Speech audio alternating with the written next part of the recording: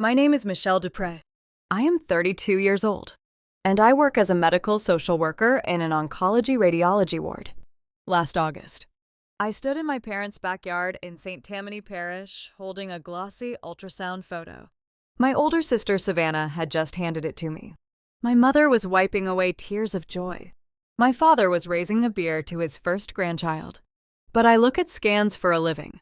I was holding a picture of a dermoid cyst, a tumor containing teeth and bone fragments.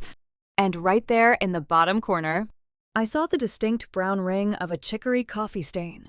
I had spilled that exact drop of coffee on a 19-year-old uninsured patient's physical file just 2 weeks prior. Savannah had visited my office for lunch and wandered around my desk. I looked at Savannah glowing under a string of patio lights. My own sister had stolen the medical record of a terrified teenager to fake a pregnancy. I did not scream. I did not flip the table. I walked over to my brother-in-law, Derek. He was pulling a drink from the cooler. I told him we needed to step behind the carport. Once we were out of sight, I held up the printout. I pointed to the coffee stain and the bone fragments. I told him this was stolen hospital property. Derek did not act shocked. He did not ask what I meant. He stepped into my space, grabbed my upper arm hard enough to leave a mark, and shoved me back against the wooden siding. He leaned in close and sneered that I was just a bitter, childless woman trying to ruin the only blessing this family had received in years. He told me to keep my mouth shut, or he would make sure my parents never spoke to me again. Then he dropped my arm, walked back out to the yard, and kissed Savannah's cheek while the crowd clapped. Welcome to Silent Vengeance Stories. If you have ever watched someone you share blood with use a lie to manipulate the people you love, you know the cold nausea that settled in my chest that afternoon? Before I explain the trap Derek was laying, take a second to like this video, subscribe, and drop a comment telling me your age and where you're listening from. Let me bring you back to the heat of that party. The Louisiana humidity hung over the lawn like a wet towel. A crawfish boil steamed over a loud propane burner, and a cheap speaker rattled with Zydeco music. Savannah had been parading around the yard for 2 hours.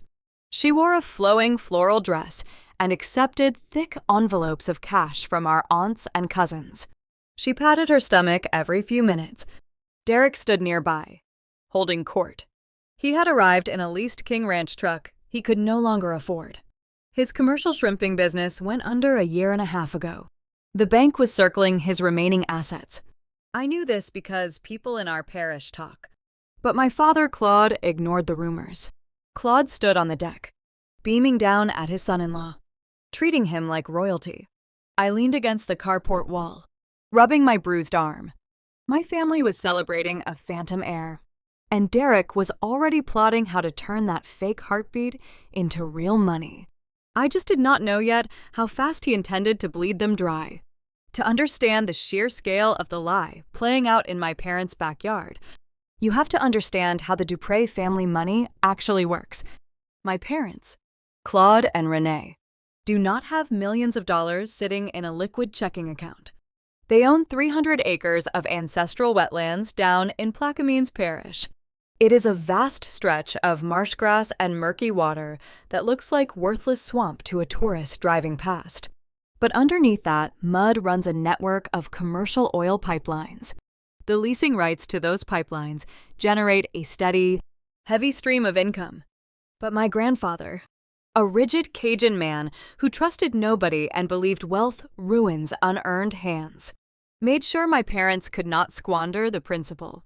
Before he died, he locked the bulk of the family wealth into a strict generation-skipping transfer trust. I read the legal paperwork when I turned 18. The stipulations are ironclad and unbending. A disbursement of $1.5 million unlocks only upon the certified birth of the first third-generation heir, a living, breathing grandchild.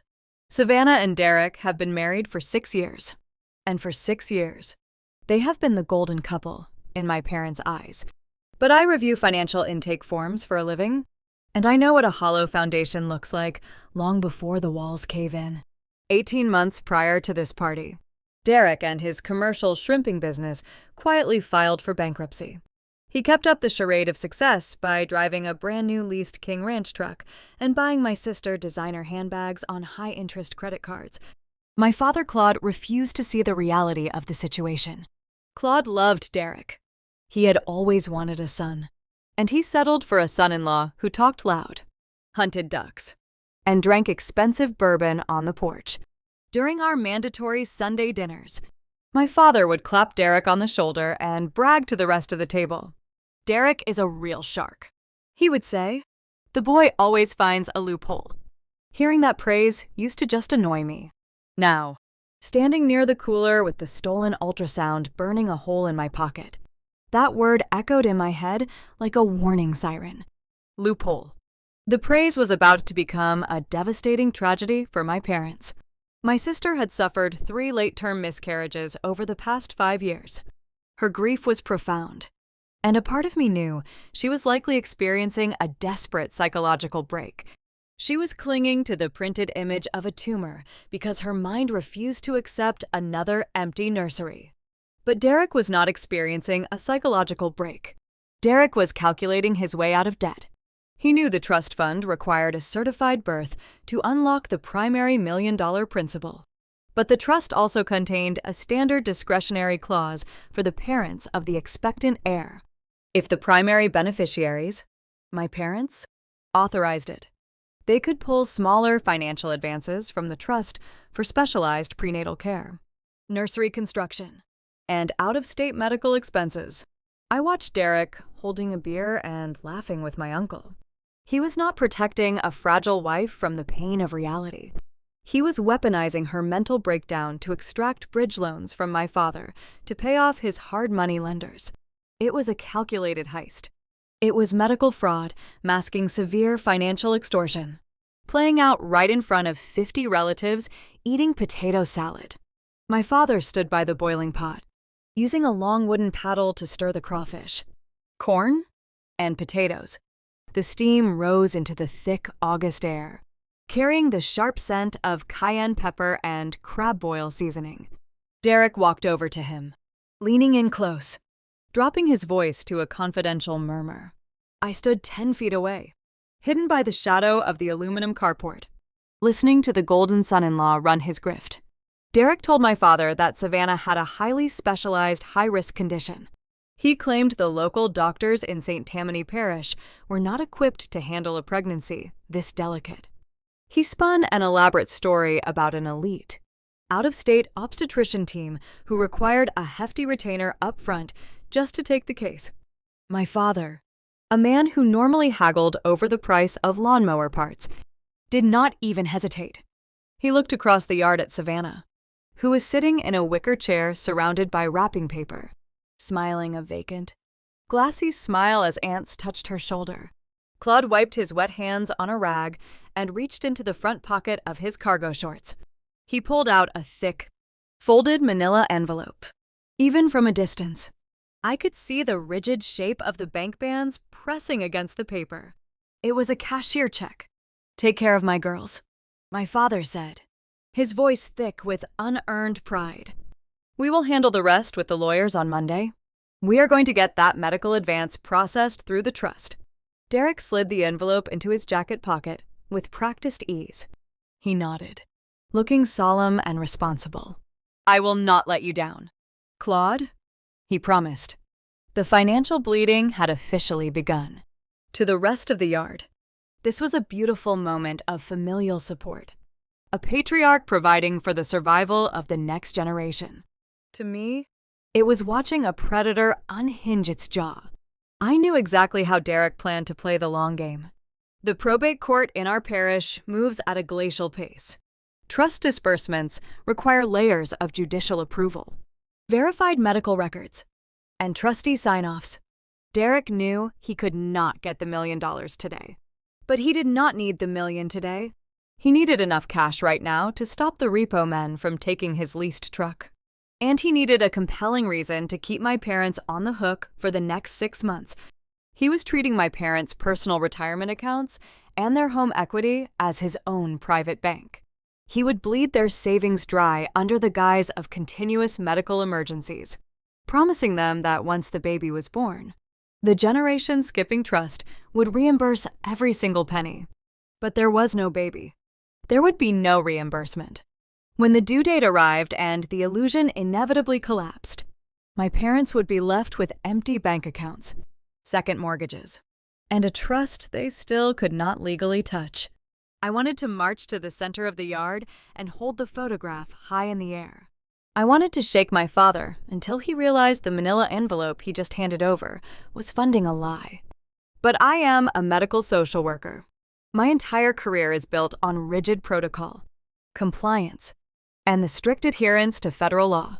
And the very laws designed to protect my patients were about to become the exact chains keeping me from saving my own family.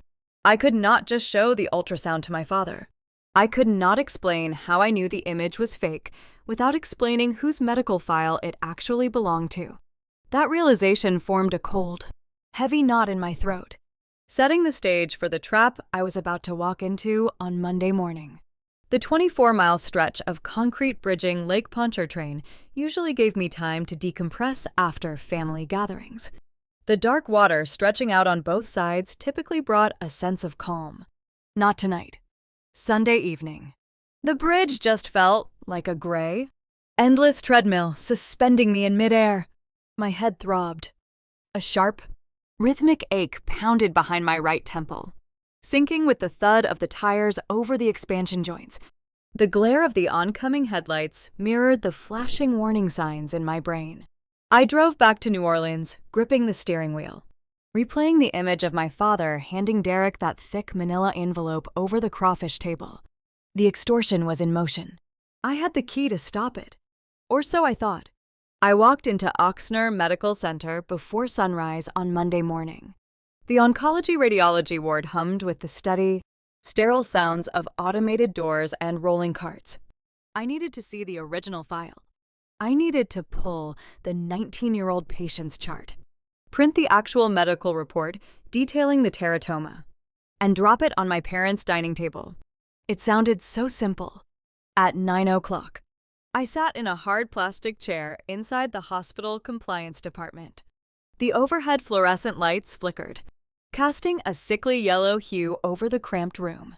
My supervisor, a veteran social worker named Diane, sat across from me, reviewing a generic audit report. I did not tell her about Savannah. I could not risk the exposure yet.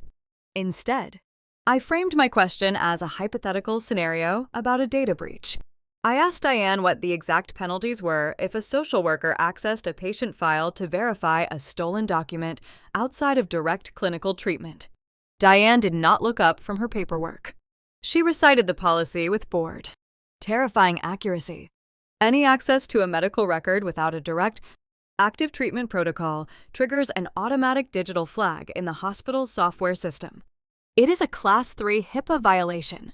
The penalties involve immediate termination, the permanent revocation of my Master of Social Work license, and federal fines reaching $50,000, 5 years of graduate school, thousands of clinical hours, and my entire professional identity would be wiped out in a single afternoon.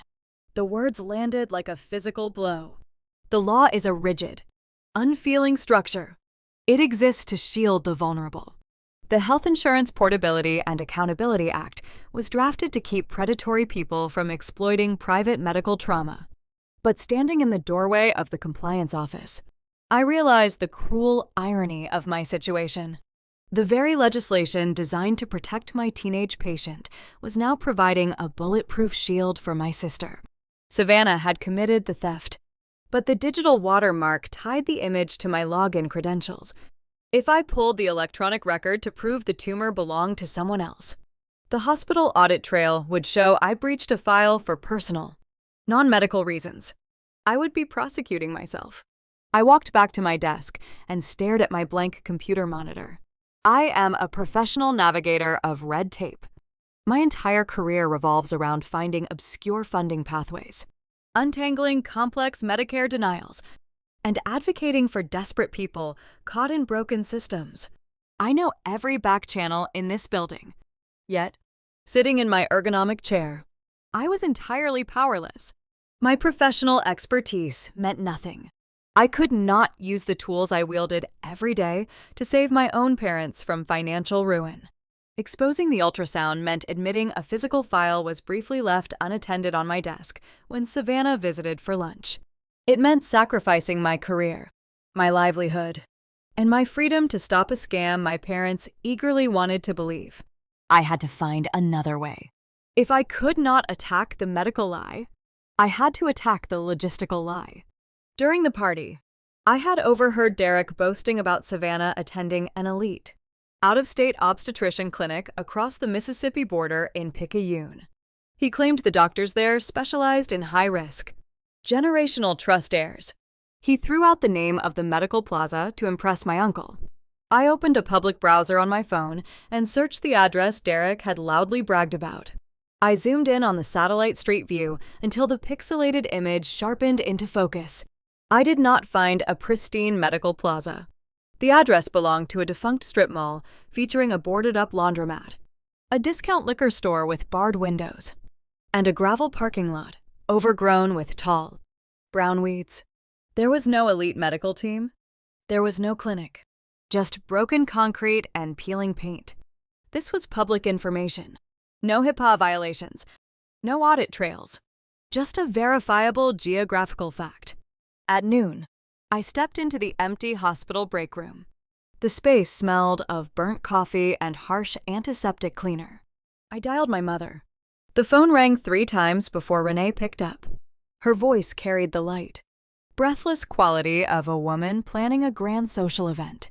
She immediately started talking about the color palette for a potential baby shower, debating the merits of pastel yellow over mint green. I let her finish. Then I took a slow breath and tried to inject logic into the fantasy. I kept my tone soft, non-confrontational, aiming for gentle concern. I told her I was looking into the clinic Derek mentioned. I explained that I wanted to send a gift basket to the nurses' station there. Just a professional courtesy from one medical worker to another. I told her the address Derek gave did not match any registered obstetric practice. I described the abandoned strip mall. I suggested, very carefully, that perhaps Derek had been scammed by a fake billing company and that Claude should halt any further wire transfers until we verified the physician credentials. The line went dead silent. It was not a contemplative pause. It was the sharp, jagged quiet of a trap snapping shut. When Renee finally spoke, the light, breathless tone was gone. Her voice dropped into a thick, dripping southern drawl reserved for reprimanding disobedient children. The condescension radiated through the speaker, heavy and cloying. She did not ask for the address. She did not ask for a screenshot of the strip mall. Instead, she attacked my character. She asked me why I was spending my lunch break investigating her pregnant sister. She told me my behavior was unnatural. She said my inability to be happy for Savannah was a toxic trait, a direct result of my own miserable, solitary life. Her words were sharp and targeted. She called me a bitter, jealous woman. She suggested that if I spent half the energy trying to find a decent husband, as I did trying to ruin my sister Blessing, I might actually have a family of my own to worry about. I stood by the break room window, watching the traffic crawl along Jefferson Highway. My mother was not defending Derek out of ignorance. She was defending the illusion because the illusion granted her the social prestige of a grandmother. The reality of a bankrupt son-in-law and a vacant strip mall was too ugly to entertain. She preferred the lie. She actively insulated it. I tried one last time. I asked her to just drive to Picayune. I asked her to verify the building with her own eyes before Claude mortgaged the ancestral wetlands. Renee let out a sharp, derisive scoff. She told me I was no longer welcome to discuss the pregnancy. She instructed me to fix my attitude or stay away from the family entirely. Then the call disconnected. I lowered the phone. The hospital break room felt suffocating. The isolation cemented itself around me like hardening plaster. I had tried the legal route, and federal privacy laws blocked my path. I had tried the logical route, and my own mother chose to vilify me rather than face the truth. I was walled out, Savannah and Derek were free to drain the trust fund, unchecked and unchallenged. But standing there, listening to the hum of the hospital ventilation system, a different thought took shape. If my mother refused to listen to reason, and if the law prevented me from using my own files, I had to confront the source of the delusion directly. I had to look my sister in the eye and find out just how deep this sickness really ran. I left the hospital parking garage with a singular focus. Since my mother refused to hear the truth and federal privacy laws blocked my access to the medical records, I had to confront the architect of the delusion directly. I drove north toward Covington, where Savannah and Derek lived in a gated subdivision that mandated pristine lawns and strict architectural uniformity. It was a neighborhood built entirely on the projection of wealth. I pulled up to the curb a block away from their property. I wanted the element of surprise. Walking up the wide concrete driveway, I noticed the heavy mahogany front doors were not fully shut. The latch had not caught. A gap of dark, cool air seeped out into the oppressive Louisiana afternoon heat. Derek was nowhere in sight. His lease truck was missing from the driveway. This was my window. I pushed the heavy wood open and stepped into the foyer. The air conditioning hit me like a wall of ice. The house was staged perfectly, yet it felt hollow. Sunlight filtered through expensive plantation shutters, illuminating dust motes dancing over the imported rugs. I called out my sister's name. My voice sounded thin, absorbed immediately by the sheer size of the empty space. No one answered. I walked deeper into the house, passing the formal dining room they never used. A faint sound drifted down from the second floor. A rhythmic, mournful sound. It was a melody I had not heard since childhood. I climbed the carpeted stairs, following the tune down the hallway. The sound led me to the last room on the right. The door was wide open. I stopped in the doorframe. The breath knocked out of my lungs. The room had been transformed into a magazine-perfect nursery. The walls were painted a soft sage green. A custom crib carved from dark walnut stood against the far wall, filled with expensive plush toys with the tags still attached. In the center of the room sat a white wooden glider. Savannah was sitting in the chair, rocking back and forth in a slow, hypnotic rhythm. She was clutching a folded, cream-colored baby blanket tight against her chest. Tears were streaming down her hollow cheeks, dripping silently onto the soft fabric. She was humming Faz de Deux, an old Cajun French lullaby our grandmother used to sing to us when thunderstorms rolled off the Gulf. The melody was broken, ragged, and devastating. I stood frozen in the hallway. The righteous anger that had fueled my drive to Covington evaporated in a single heartbeat. It was replaced by an aching pity that felt like a physical weight pressing down on my chest. I deal with grief every day. I know what a fractured psyche looks like. And the woman rocking in that chair was broken. To understand the depth of this tragedy, you have to understand what my sister endured over the past 5 years. Savannah did everything our parents expected of a perfect Southern daughter. She married the handsome local businessman, bought the grand house, and prepared to deliver the requisite grandchildren to secure the family legacy. But biology is a cruel, indifferent force. Savannah suffered 3 late-term miscarriages. 3 times. She crossed the 20-week mark. 3 times. She painted a nursery, picked out names, and bought tiny clothes. And 3 times. She had to endure the agonizing medical procedure of delivering a child without a heartbeat. The grief compounded with each loss. A heavy, suffocating blanket of trauma that our parents refused to acknowledge properly.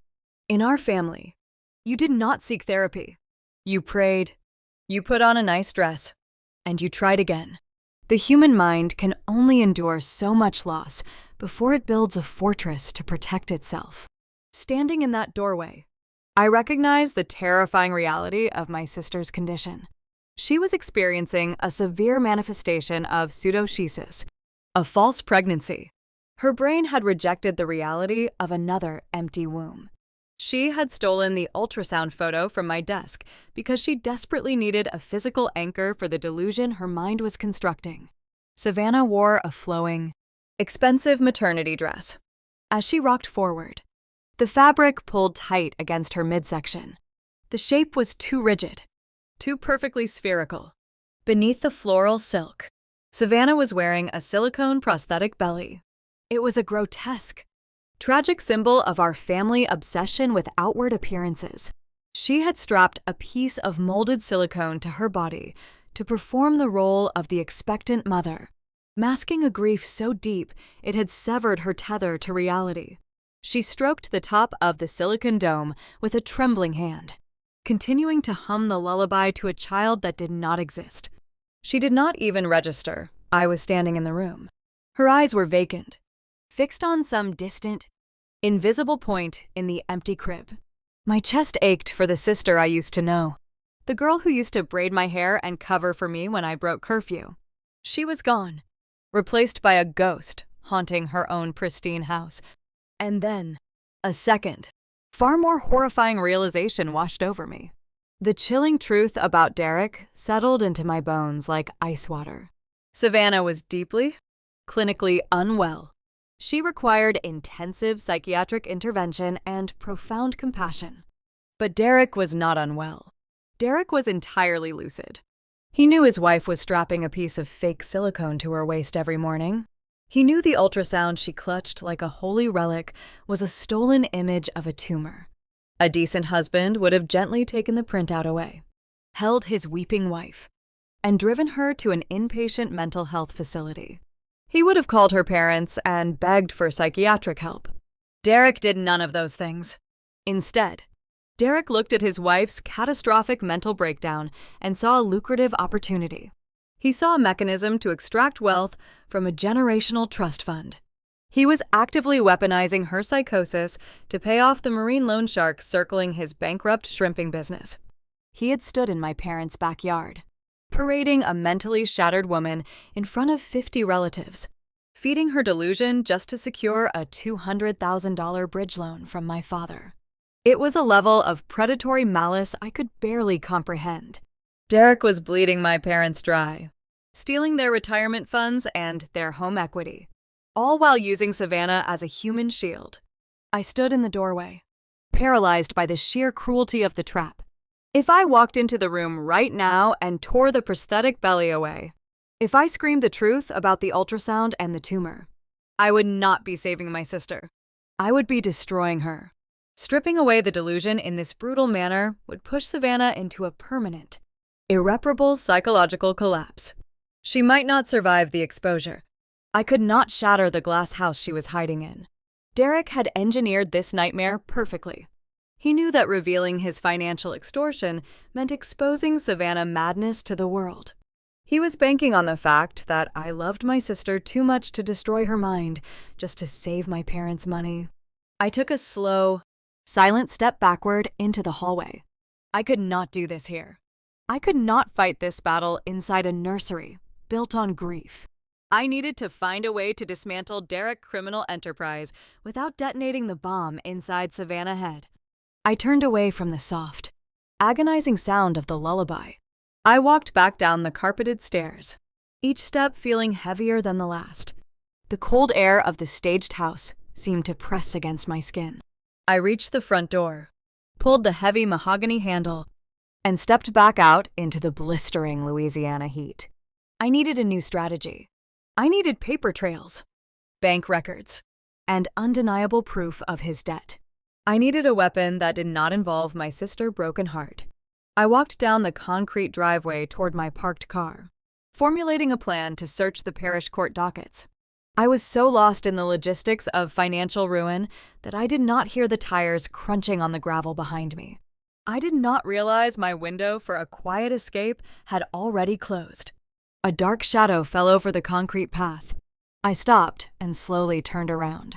Derek was standing between me and my car, blocking the exit, and he was not smiling anymore. Derek stood at the base of the wide concrete driveway, blocking the path to my sedan. He wore a crisp linen shirt and expensive tortoiseshell sunglasses, projecting the polished image of a successful Southern gentleman. My father bought into that carefully cultivated image entirely. But Derek's posture betrayed his true nature. He stood with his weight shifted forward, his broad shoulders rigid, emanating the quiet menace of a cornered predator. I did not break my stride. I maintained a blank expression and walked straight toward the driver's side door. Derek moved into my path, refusing to yield the space. He did not raise his hands. He simply stepped close enough to trap me between his broad chest and the hot metal of my car door. The late afternoon Louisiana sun beat down on us, but the humid air between us felt like dry ice. He removed his sunglasses and hooked them into his collar. I asked him to move out of my way. He smiled, a thin, humorless stretching of his lips. He leaned in, crowding my physical space, dropping his voice to a harsh, venomous whisper. He told me I had no business sneaking around his house uninvited. I did not flinch. I told him I saw Savannah.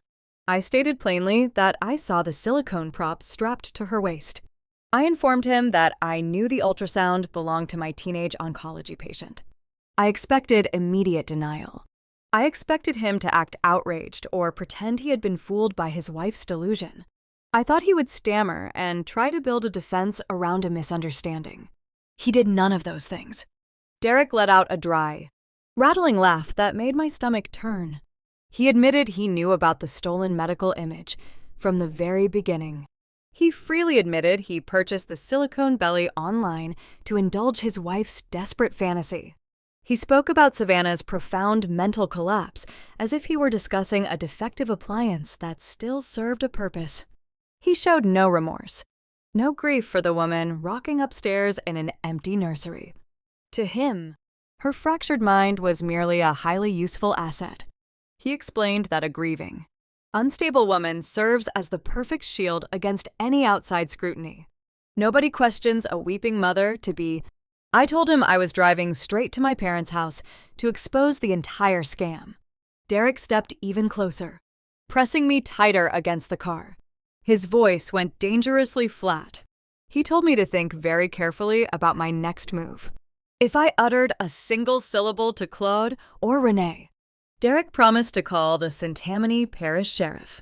He would file a formal police report claiming I was stalking a high-risk pregnant woman. He would tell the deputies I had a history of jealous outbursts, citing my behavior at the Sunday dinner as definitive proof. He would claim I was actively trying to induce a stress-related miscarriage. I am a licensed medical social worker. A police report alleging harassment of a vulnerable pregnant woman would trigger an immediate, mandatory review by the state licensing board. A criminal stalking charge, even a fabricated one, would suspend my credentials pending a lengthy investigation. I would lose my job, my income, and my reputation in a single stroke. Derek was weaponizing his wife's delusion to destroy my career and threaten my liberty. The hospital compliance department already had my hands tied with federal privacy laws. Now Derek was tightening the knot with local law enforcement. He knew my parents would back his story without hesitation. Claude and Renee had already labeled me the toxic spinster of the family. They would testify against me in a heartbeat to protect their golden son-in-law and their imaginary grandchild. They would see a police report as proof of my jealousy, rather than proof of his deception. I asked him why he was doing this. Why destroy my parents just to sustain a lie that inherently possessed an expiration date? Derek did not hesitate to answer. He laid out the cruel arithmetic of his extortion with terrifying clarity. His commercial shrimping boats had been seized by creditors months ago after a string of bad bets. He owed $200,000 to private marine lenders, ruthless hard money men who operated out of the shipyards in Chalmette. These were men who did not care about court dates or legal notices. They wanted their cash by the end of the month, and they were actively threatening to take his house and his vehicles. He needed a substantial influx of capital immediately to keep them at bay, and my parents were the easiest target he could find. He explained the trap he had set for my father. Claude was desperate for a grandson to unlock the generation-skipping trust. Derek convinced Claude that the trust would reimburse any out-of-pocket medical expenses once the heir arrived. So Claude had agreed to take out a high-interest bridge loan. My father was securing a second mortgage on the primary family home in Orleans Parish. Claude thought he was just floating the cash for a few months to ensure the best neonatal care for his legacy. He believed the pipeline money would make him whole again. Convinced that his legacy was secure, Derek had studied my father's pride and found the perfect pressure point. I stared at Derek, horrified by the scale of the theft and his profound lack of human empathy. I pointed out that the trust would never reimburse a single dime because there would never be a birth certificate to trigger the generational clause. The bridge loan would inevitably go into default. My parents would lose the ancestral wetlands, their own house, and everything my grandfather had spent his entire life building from the mud up. Derek shrugged, stepping back to put his tortoiseshell sunglasses back on his face. He adjusted his collar, looking unfazed by the devastation he was orchestrating. He said Claude was a grown adult who made his own financial choices. Derek claimed he was simply giving the old man the dream he was willing to pay for. He only cared about surviving the month. He intended to take the $200,000, immediately pay off his violent marine lenders, and let my parents absorb the resulting ruin when the due date finally passed and Savannah tragically lost the baby. He even smiled when he suggested the fake miscarriage would buy him an extra 6 months of sympathy before the banks finally closed in on Claude. He patted the hood of my sedan as if sending a child on an errand and told me to drive safe. I opened my door and got in. I started the engine, my hands trembling uncontrollably as I gripped the steering wheel. My knuckles turned stark white against the dark leather. I put the car in gear and drove away from the pristine subdivision, the manicured lawns blurring past my windows. I was leaving my sister trapped in a nursery built on grief, and my parents marching blindly toward total bankruptcy. I was boxed in by a man who had engineered a flawless checkmate. Have you ever been threatened by someone who knew exactly how much your family wanted to believe their lies? Sunday dinners at my parents' house in Orleans Parish were treated like mandatory court appearances. You showed up on time. You performed your assigned role. And you never disrupted the established hierarchy. The house itself felt like a museum dedicated to a bygone era of Southern gentility. With heavy velvet drapes blocking out the evening sun and the scent of dark rue hanging thick in the air, I parked my sedan on the street, dreading the next 2 hours. The encounter with Derek in the driveway was still raw, a heavy weight sitting squarely on my chest. He had cornered me, laid out his extortion plan, and promised to destroy my medical license if I interfered. I walked up the brick path, telling myself to remain clinical. I was a trained social worker. I handled crisis de-escalation for a living. I just needed to sit through the meal, eat my food, and gather more public records the following week to build a bulletproof case. We gathered around the long mahogany dining table. Claude sat at the head, pouring red wine into crystal glasses. Renee circulated with a large ceramic tureen of chicken and sausage gumbo, serving Derek first, Savannah second, Claude third, and me last. It was a subtle, routine reminder of my place in the family ecosystem. Savannah sat directly across from me. She wore a loose empire waist dress that accentuated the firm, unnatural curve of the silicone prosthetic strapped beneath the fabric. Her eyes carried that same vacant, haunting glaze I had seen in the nursery. She stared at her bowl, occasionally lifting her spoon but eating nothing. Derek sat beside her, radiating a smug, unbothered confidence. He buttered a piece of French bread and offered a polite compliment to my mother about the seasoning. The contrast between his polished table manners and the venomous predator I had faced in Covington made my skin crawl. My father was a man who spent 40 years managing logistics for offshore drilling rigs. Claude prided himself on financial prudence, control, and securing his legacy. He viewed the pipeline wealth and the generation-skipping trust as the ultimate validation of his life work. He demanded respect and unquestioning loyalty. Seeing him laugh at a joke Derek told, oblivious to the fact that his beloved son-in-law viewed him as a walking ATM, sent a sharp spike of adrenaline straight into my bloodstream. I kept my head down, forcing myself to swallow spoonfuls of gumbo that tasted like ash. I kept repeating a silent mantra. Wait for the paper trail. Do not engage. Let the federal authorities handle the fraud. Halfway through the meal, Claude cleared his throat and tapped his spoon against the side of his water glass. The table fell quiet. Claude beamed, his chest puffing out with patriarchal pride. He looked at Savannah, then directed his gaze to Derek. He announced that he had spent the morning on the phone with his financial advisor. Claude proudly proclaimed that he had liquidated a significant portion of his personal retirement portfolio. He had accepted the severe early withdrawal penalties and the brutal tax hits without hesitation. He told the table he had wired $40,000 directly into Derek's personal checking account just 2 hours prior. He called the wire transfer a necessary investment for specialist NICU prep. The clinical facade I had maintained all week dissolved in a fraction of a second. NICU prep is not a billable medical expense. No hospital demands a $40,000 cash retainer for an unconfirmed neonatal intensive care unit stay. It was a fabricated, nonsensical term Derek had invented to drain my father's retirement account. And my father had fallen for it hook, line, and sinker. The timeline had accelerated. Derek was not waiting for the slow probate court to release the trust funds. He was actively bankrupting my parents right now, stealing the money Claude needed for his own twilight years to pay off violent marine lenders in Chalmette. I felt a sudden, terrifying lack of oxygen. My heart pounded furiously against my ribs. I tried to speak calmly, to ask a probing question about the medical provider, but my vocal cords refused to cooperate. The sheer audacity of the theft, combined with the smug satisfaction radiating from Derek's face, overloaded my nervous system. My professional restraint snapped. I stood up. I did not rise gracefully. I pushed myself up so fiercely that my heavy wooden dining chair tipped backward, screeching against the polished hardwood floor before crashing down. I tore the linen napkin from my lap and threw it onto the table. The fabric caught the edge of a heavy crystal pitcher filled with iced tea.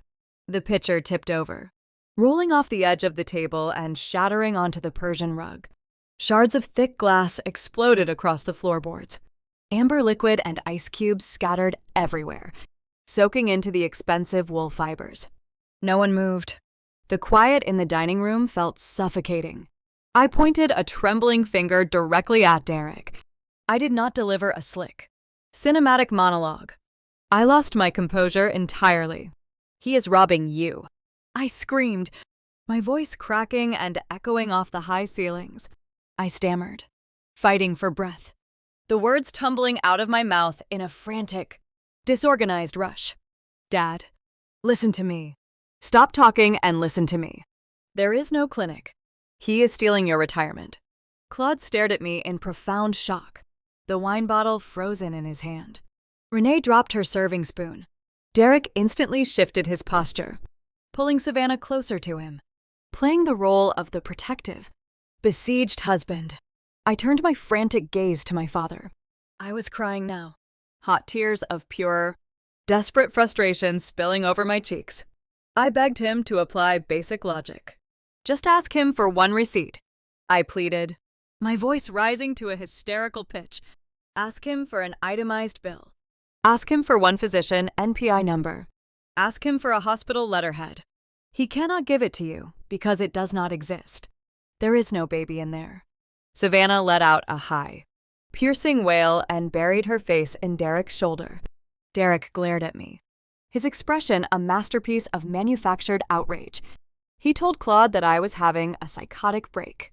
He claimed I had been harassing them for weeks, stalking their property, and threatening Savannah. He used the exact narrative he had promised to feed the police, deploying it seamlessly to discredit my warning. Claude's shock morphed into a swift, brutal rage. His face flushed a deep, mottled purple. He slammed the wine bottle down onto the mahogany table so hard the remaining glasses rattled. He did not ask Derek for the receipt. He did not question the suspicious medical terminology. He looked at his youngest daughter, the one desperately trying to save him from financial ruin, and saw only a threat to his legacy. He raised a trembling, furious finger and pointed straight toward the front door. He commanded me to get out of his house and never return until I was ready to beg on my knees for forgiveness. I tried to speak again, to mention the abandoned strip mall in Picayune. But Renee cut me off. My mother stepped around the spilled iced tea, her eyes burning with a vicious, unyielding contempt. She did not offer comfort or ask why I was so distressed. She struck at my deepest insecurities with surgical precision. She called me a toxic, unhinged spinster. She said I was a 32-year-old woman so poisoned by my own solitary, barren life that I could not stand the sight of my sister's happiness. She accused me of deliberately staging a violent outburst to induce a stress-related miscarriage in Savannah out of pure, malicious spite. The accusation hit me like a physical strike to the jaw. I looked at Savannah, who was sobbing into Derek's shirt, clutching the silicone prop beneath her dress. I looked at Claude, who was shielding his son-in-law. I looked at Renee, who viewed me as a monster. They did not want to be saved. They loved the lie far more than they loved me. I turned around and walked away from the ruined table. I left the dining room, pushed open the heavy front doors, and stepped out into the oppressive, humid night air. I walked down the brick path, my shoes crunching loudly on the gravel driveway. I wrapped my arms around my stomach, weeping uncontrollably in the dark. I had breached every rule of my profession and shattered my own emotional boundaries to warn them, and they had discarded me like trash.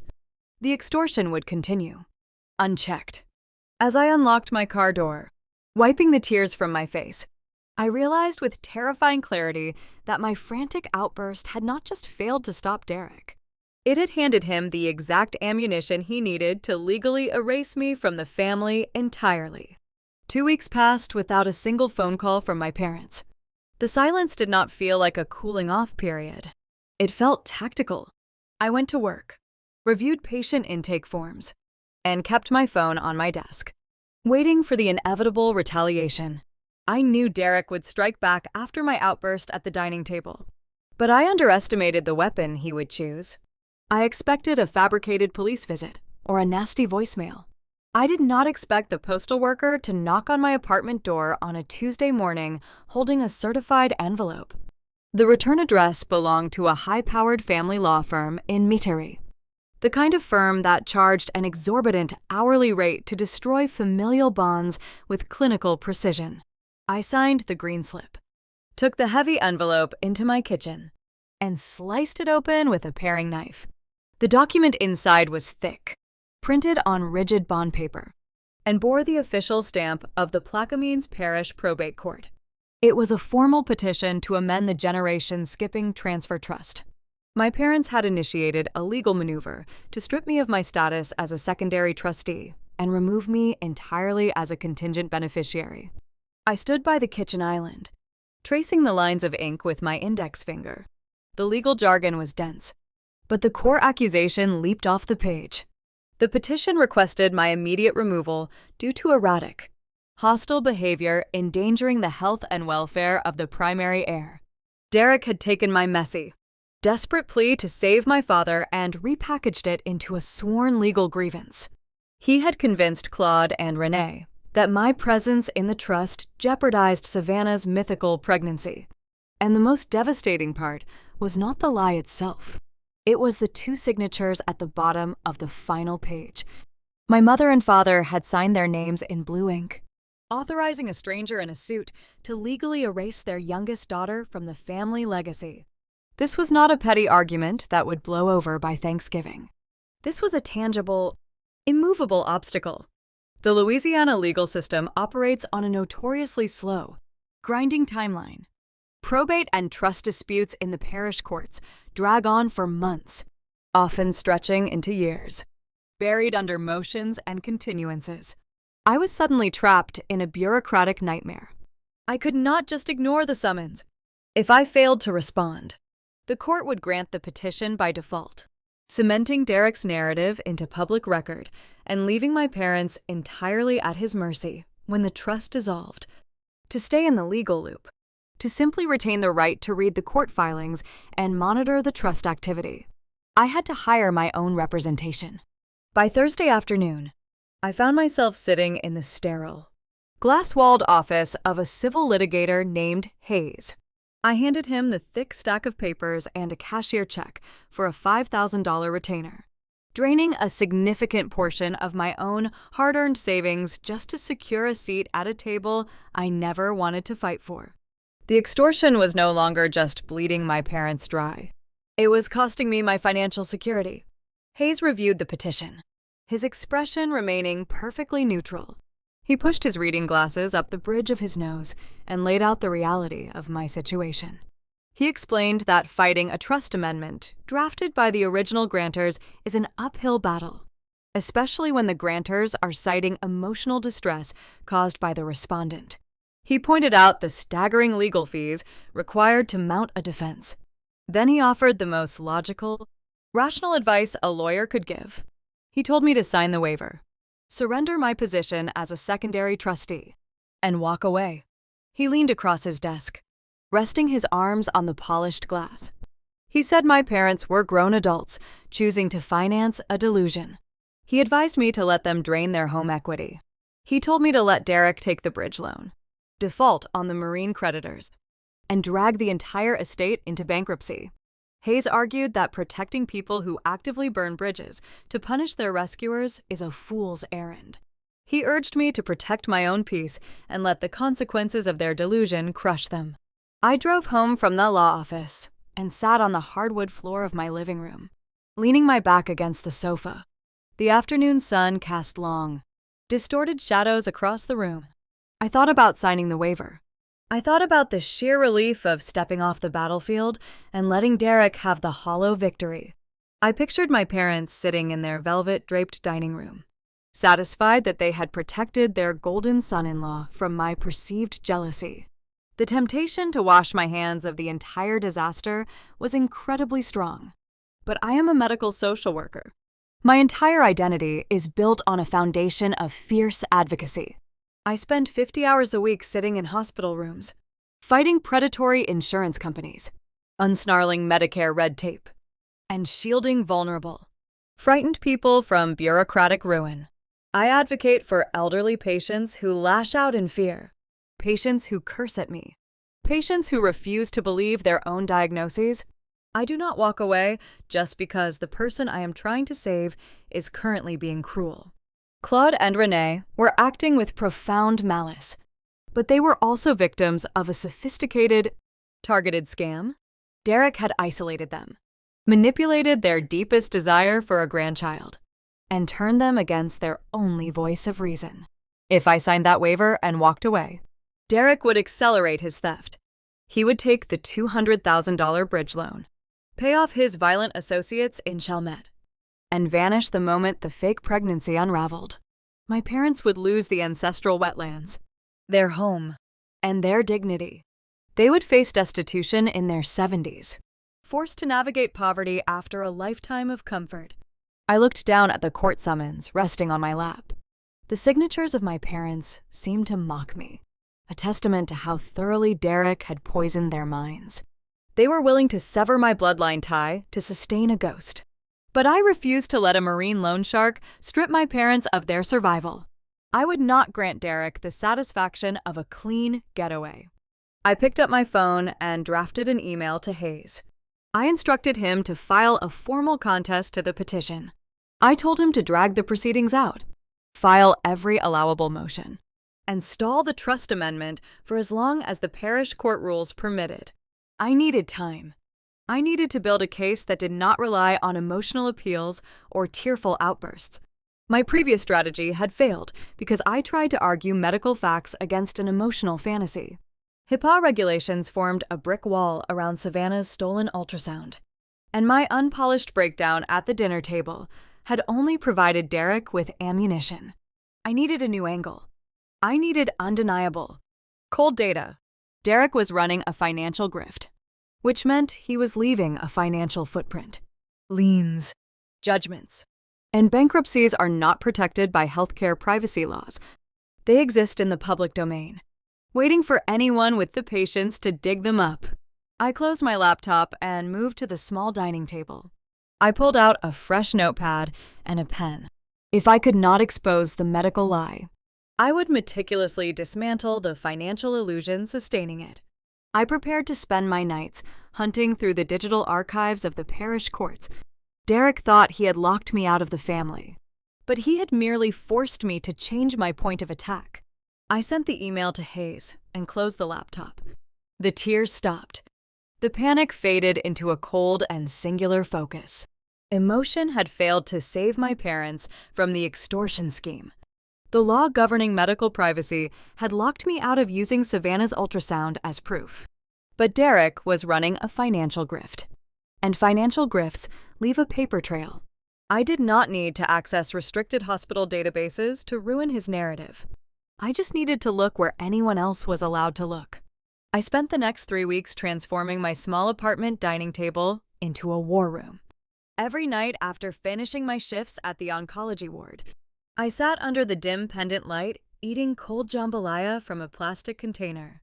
The glow of the computer screen illuminated my face, while the rest of the room faded into the dark. Tracking down fraud is rarely an elite or glamorous process. It does not involve writing code or breaching encrypted servers.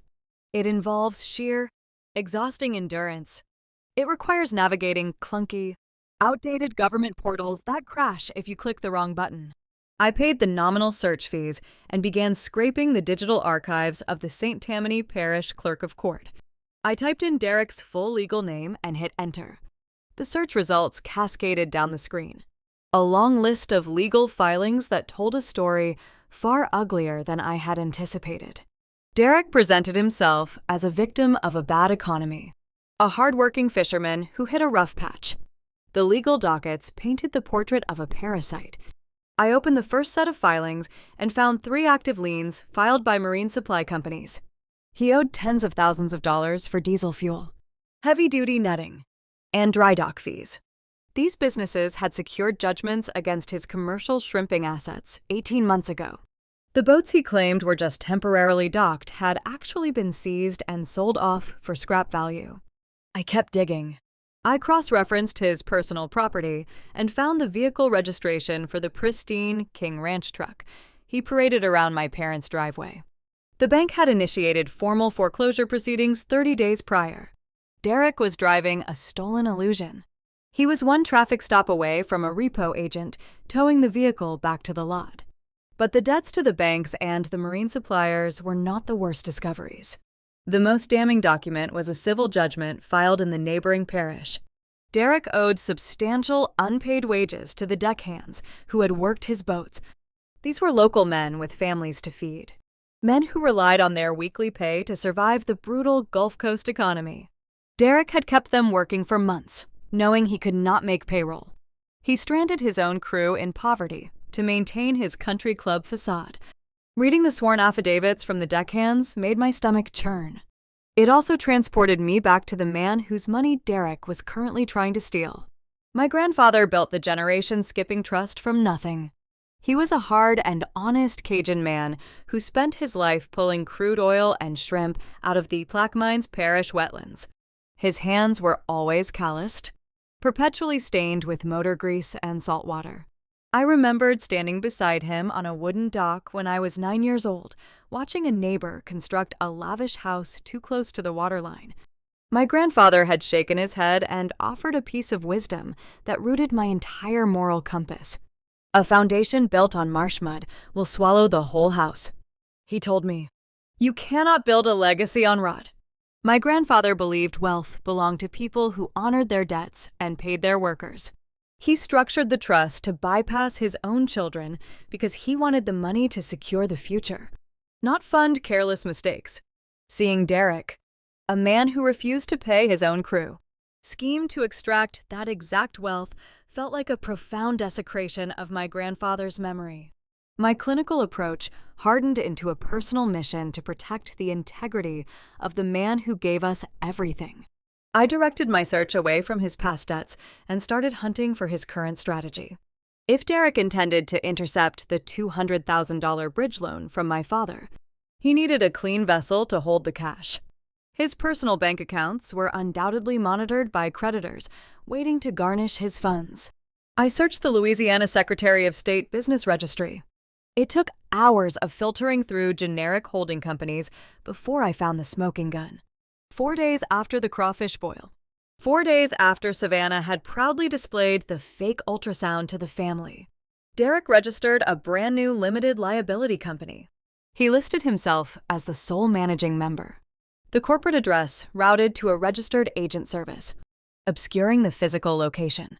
I pulled the incorporation documents and traced the routing information attached to the public filing.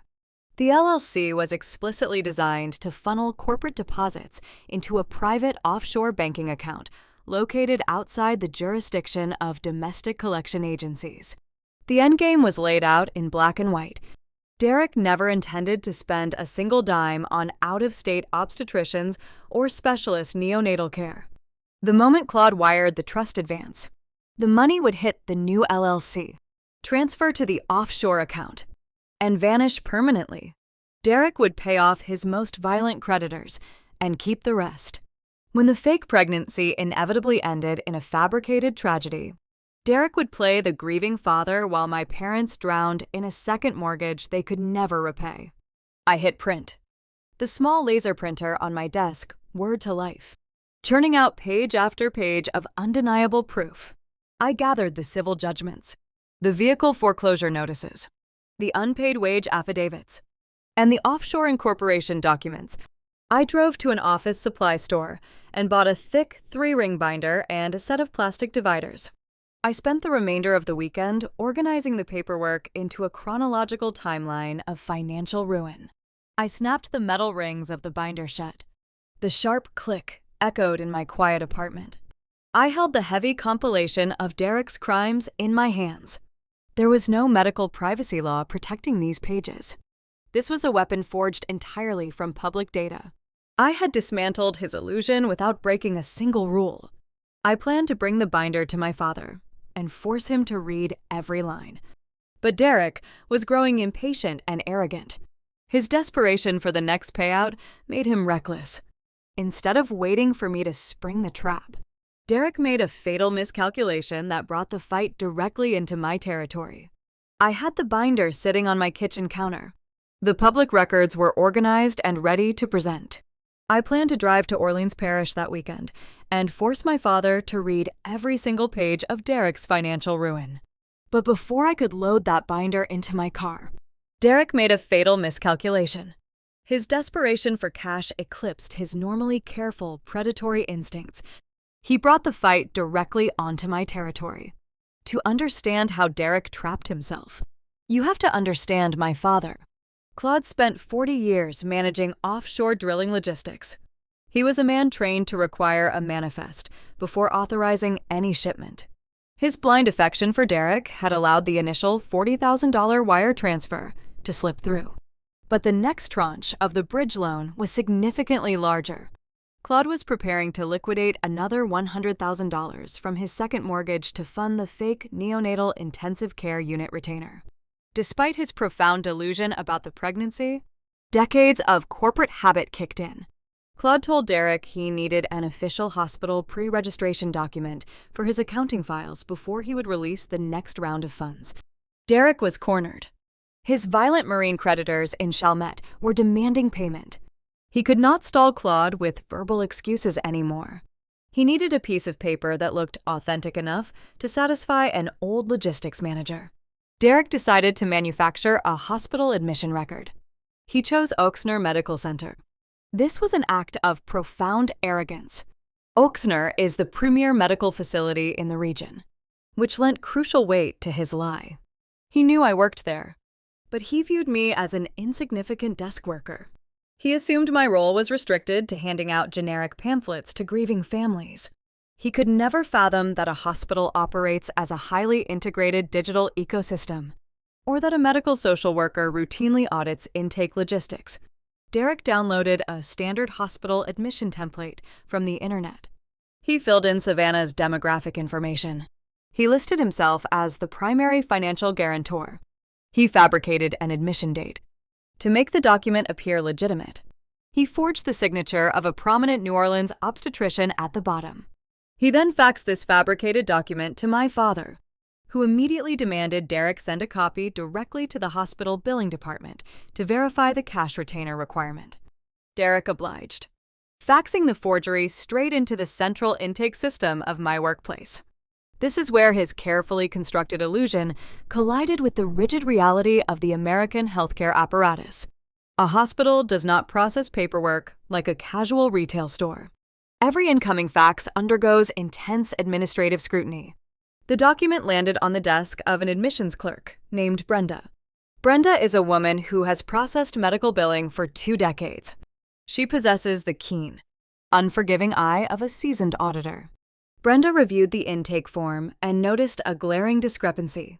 Beneath the forged signature of the obstetrician, Derek had hastily scribbled a national provider identifier number. He likely pulled a random sequence of digits from an old medical bill to make the form look official. The National Provider Identifier is a unique 10-digit identification code issued to all healthcare providers in the United States by the federal government. Brenda entered the digits into the verification database. The software immediately rejected the match. The number Derek provided belonged to a retired orthopedic surgeon in Baton Rouge, not the active maternal-fetal medicine specialist whose signature adorned the page. A mismatched provider number triggers an automatic fraud prevention protocol. Brenda flagged the incoming file for severe insurance eligibility discrepancies in cases involving highly specialized, costly procedures lacking verified insurance pre-authorization. Hospital policy dictates that the file must be routed to the Social Services Department for an immediate resource evaluation. It was a Tuesday morning. The air conditioning in the oncology ward hummed its steady, sterile tune. I sat at my desk sipping chicory coffee and pulled up my digital queue. A newly flagged file appeared on my screen. I clicked the secure link to open the digital document. The name Savannah Dupre illuminated my monitor. I set my coffee mug down. I leaned closer to the screen, reading every line of the scanned document. I saw my sister's fabricated admission date. I saw Derek listed as the financially responsible party. I stared at the forged signature of the obstetrician and the mismatched provider code highlighted in red ink by the admissions department. A cold wave of realization washed over me, followed immediately by a soaring, breathless sense of clarity. The heavy chains of federal privacy laws that had paralyzed me for weeks simply fell away. I no longer needed to risk my career to expose the stolen ultrasound. I did not have to violate a single clinical protocol to prove the pregnancy was a lie. Derek had just handed me a loaded weapon on official hospital letterhead. By transmitting a fabricated medical document across state lines to defraud a financial trust, Derek had escalated his scheme from a cruel family manipulation to felony wire fraud. By signing a licensed physician's name to secure a $100,000 payout, he had committed federal identity theft. He utilized telecommunications infrastructure to perpetrate this scam, falling squarely under the jurisdiction of federal investigators. He thought he was outsmarting an old man. Instead, he had documented his own federal crimes and voluntarily transmitted the evidence into a highly regulated institutional database. I did not call my parents. I did not confront Derek. I printed the flagged intake form and placed it inside a plain manila folder. I walked out of the Social Services Department, bypassed the main elevators, and took the stairs directly to the executive administration floor. I requested an emergency meeting with the hospital legal counsel. I sat across from 2 corporate attorneys in a quiet, windowless conference room. I did not mention the generation-skipping trust. I did not discuss my sister's psychological breakdown or my father's second mortgage. I kept my presentation strictly bound to institutional risk management. I presented the document as a severe, unverified insurance fraud issue. I explained that an external party was actively utilizing the hospital name and forging the signatures of our credentialed staff to solicit fraudulent medical retainers. The attorneys did not view this as a trivial family dispute. A hospital must guard its institutional integrity with ruthless precision. Allowing a scammer to use their facility as a front for a financial grift opens the hospital to massive liability. The senior counsel took the manila folder, his expression grim and resolute. He thanked me for my diligence. He assured me the matter would be handled through the proper channels. The hospital legal team initiated a quiet, meticulous internal investigation that very afternoon. They began coordinating with external fraud task forces to build a comprehensive dossier on the fraudulent transmission. Federal indictments require time. They require a flawless chain of evidence. The authorities were not going to arrest Derek today. They were going to observe him, catalog his communications, and let him dig a hole so deep he could never climb out. I walked back to my desk with a strange, soaring sense of peace.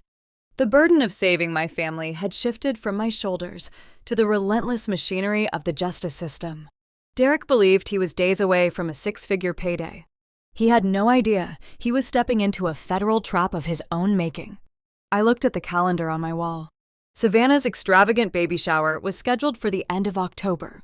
I realized I was going to attend that party after all.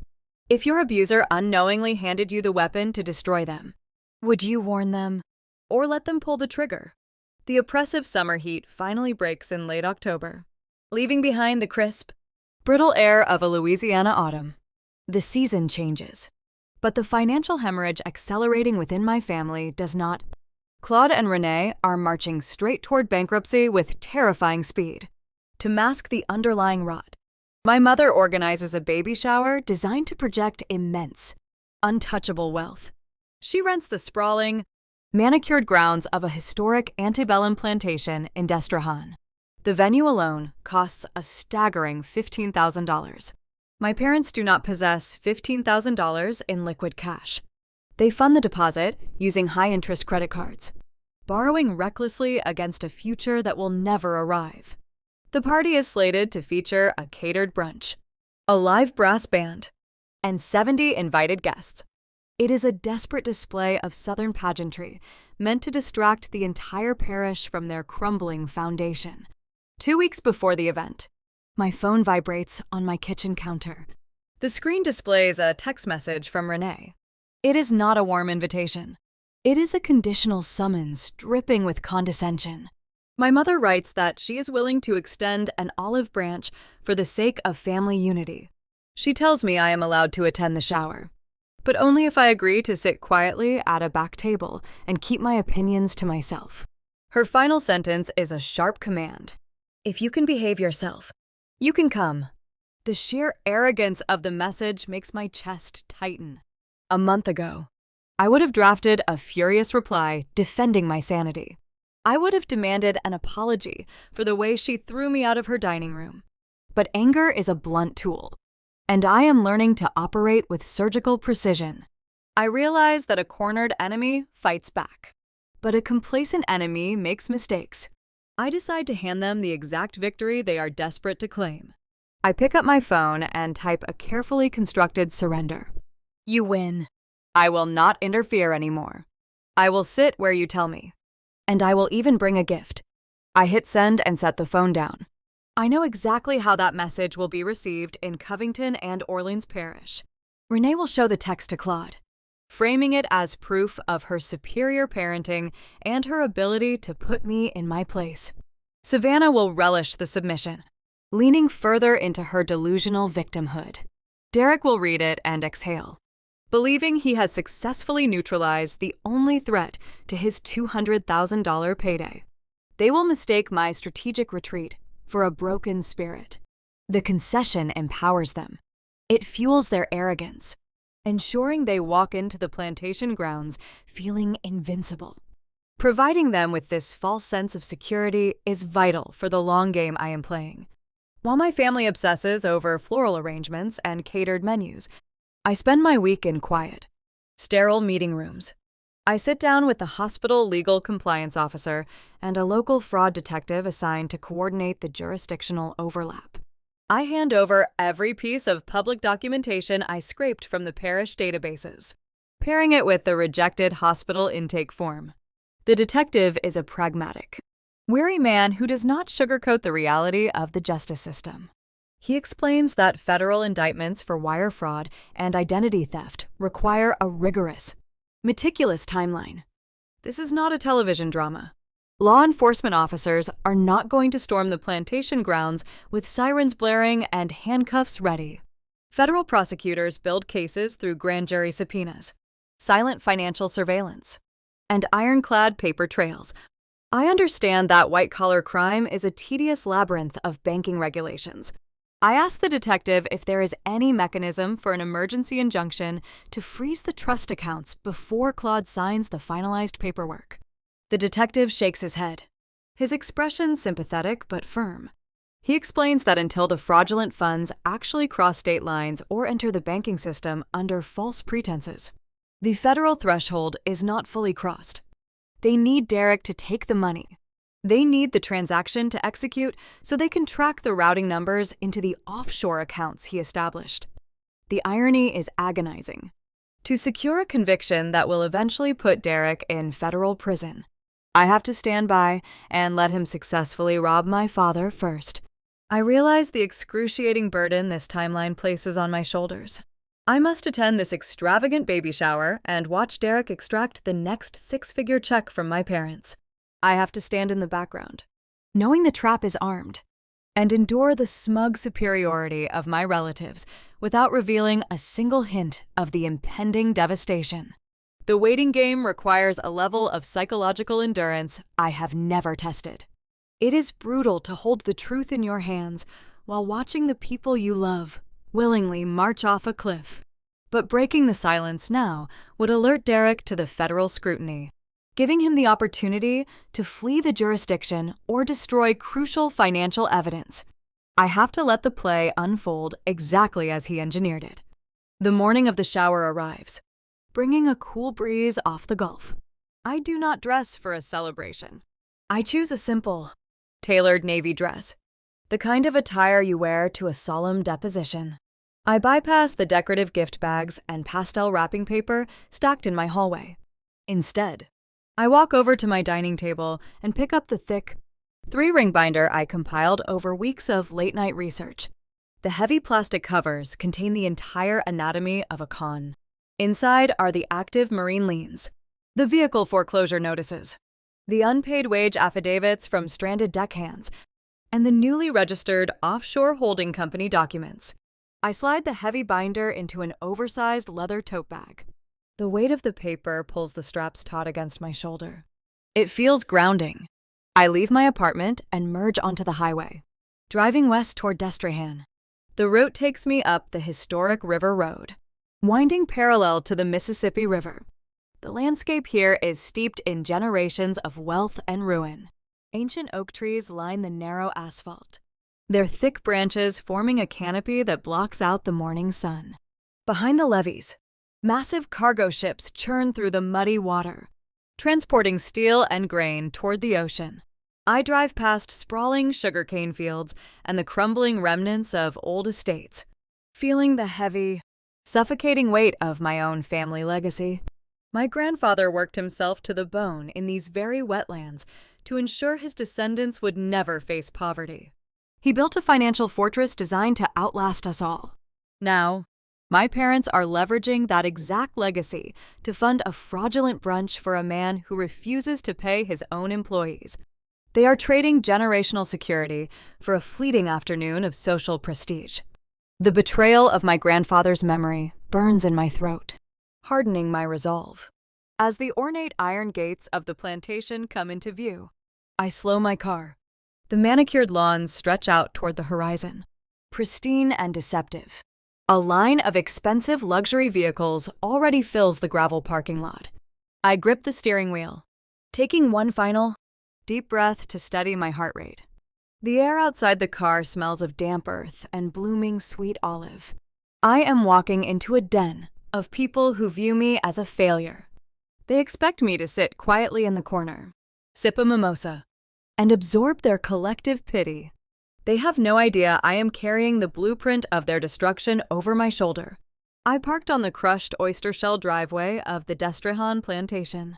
The October heat had finally broken, but the air remained thick, carrying the heavy scent of roasted pecans and blooming sweet olive. Ancient oak trees lined the property, their branches dripping with Spanish moss that swayed lazily in the sluggish breeze. The setting was designed to intimidate. It was a monument to old Southern money, a place where people rented the illusion of aristocracy for a few hours. My parents had leveraged their future to pay for this backdrop. I walked toward the manicured rear gardens, my leather tote bag pulling tight against my shoulder. The brass band played a muted jazz standard near the catering tents. Waiters in crisp white shirts circulated with trays of mimosas. It looked like a magazine spread, but the atmosphere felt suffocating. Every laugh sounded strained. Every congratulation felt transactional. The hostess station was managed by my Aunt Carol, a woman who treated family gossip as a competitive sport. She looked at my simple navy dress and handed me a place card with a tight pressing of her lips. She directed me to Table 9. Table 9 sat at the far edge of the lawn, positioned behind a large stone fountain, obscuring my view of the main event. As I walked across the grass, the whispering began. I passed clusters of cousins and extended relatives. Conversations dropped into hushed tones the moment I approached. I heard the murmurs trailing in my wake. They muttered about the bitter sister, the childless woman who could not find it in her heart to celebrate a miracle. In my family, choosing a clinical career over an early marriage had always marked me as an outsider. Today, the judgment was palpable. I endured their stares without a single outward reaction. I pulled out my chair at the isolated table and set my heavy bag on the grass. 50 feet away, elevated on the wraparound veranda, Derek stood holding a lit cigar. He wore a tailored seersucker suit, looking every bit the triumphant patriarch. Claude stood beside him, clutching a crystal tumbler of bourbon. The men were holding court for a group of local businessmen and distant uncles. Derek possessed a booming baritone voice that carried effortlessly over the crowd. He wanted everyone to hear his narrative. He gestured expansively with his cigar, sending curls of gray smoke into the humid air. I sat at my secluded table and listened as he bragged about the exclusive care Savannah was receiving. He invoked the name Oxnard Medical Center. He spun a detailed, fictional tale about an elite out-of-state neonatal team operating within those walls, claiming he had spared no expense to secure the finest specialists in the Gulf South. The dramatic irony struck me with the force of a physical blow. Derek was standing on a rented balcony, blowing cigar smoke and invoking the name of my workplace to validate a financial scam. He truly believed he had outsmarted the entire healthcare apparatus. He assumed a hospital was just a building with doctors, ignorant of the relentless administrative machinery humming behind the scenes. He did not know that a diligent clerk had flagged his fabricated intake form within hours. He did not know that the corporate counsel had already escalated his forged signature to a federal task force. And he certainly did not know that I was sitting a mere 50 feet away from him, sipping iced water, carrying the official hospital fraud rejection letter in my tote bag. He was digging his own grave with every boastful sentence. I shifted my gaze from the veranda to the center of the lawn. Savannah occupied a large, ornate wicker throne decorated with woven strands of ivy and white roses. She wore a flowing, floor-length floral dress, the fabric draped carefully over the rigid curve of the silicone prosthetic strapped to her waist. Relatives lined up to present her with brightly wrapped boxes, cooing over the impending arrival. Savannah accepted the gifts with a radiant, breathless enthusiasm. She played the role of the expectant mother flawlessly, offering joyful anecdotes about nursery colors. It was a masterful performance fueled by a deeply fractured mind. She was surrounded by people, yet she appeared entirely isolated within her own delusion. The line of well-wishers eventually thinned as the caterers announced the brunch service. The guests moved toward the buffet tables, leaving Savannah alone on her wicker throne for a brief window of time. I watched her from my distant vantage point. The moment she believed she was unobserved, the radiant facade dissolved. It vanished entirely. Her shoulders slumped forward. The bright, performative joy drained from her features, replaced by a hollow, haunted stare that fixed on the empty grass. She reached down and rested her hands on the floral fabric covering the fake belly. Her fingers trembled visibly. She traced the unnatural ridge of the silicone dome, her chest hitching in silent, ragged breaths. In that fleeting, unguarded moment, the depth of her tragedy was laid bare. Savannah was not a mastermind. She was a grieving woman, trapped inside a terrifying psychological prison, holding on to a synthetic prop because her brain could not survive the reality of another loss. A sharp, searing pang of grief struck me. My sister needed a psychiatric intervention, a quiet room, and profound clinical compassion. Instead, she was sitting on a rented throne, serving as the human shield for a criminal extortion scheme. I wanted to walk over, take her by the hand, and lead her away from the spectacle. But I knew any attempt to comfort her would trigger a defensive, hysterical reaction. Derek had conditioned her to view me as the enemy. I looked back up at the veranda. Derek took a long drag from his cigar, threw his head back, and let out a booming laugh at something my father said. Claude clapped him on the back, looking at the man who was bankrupting him with unearned adoration. The brief wave of pity for my sister receded, replaced by a cold, impenetrable steel. Derek was reveling in his theft.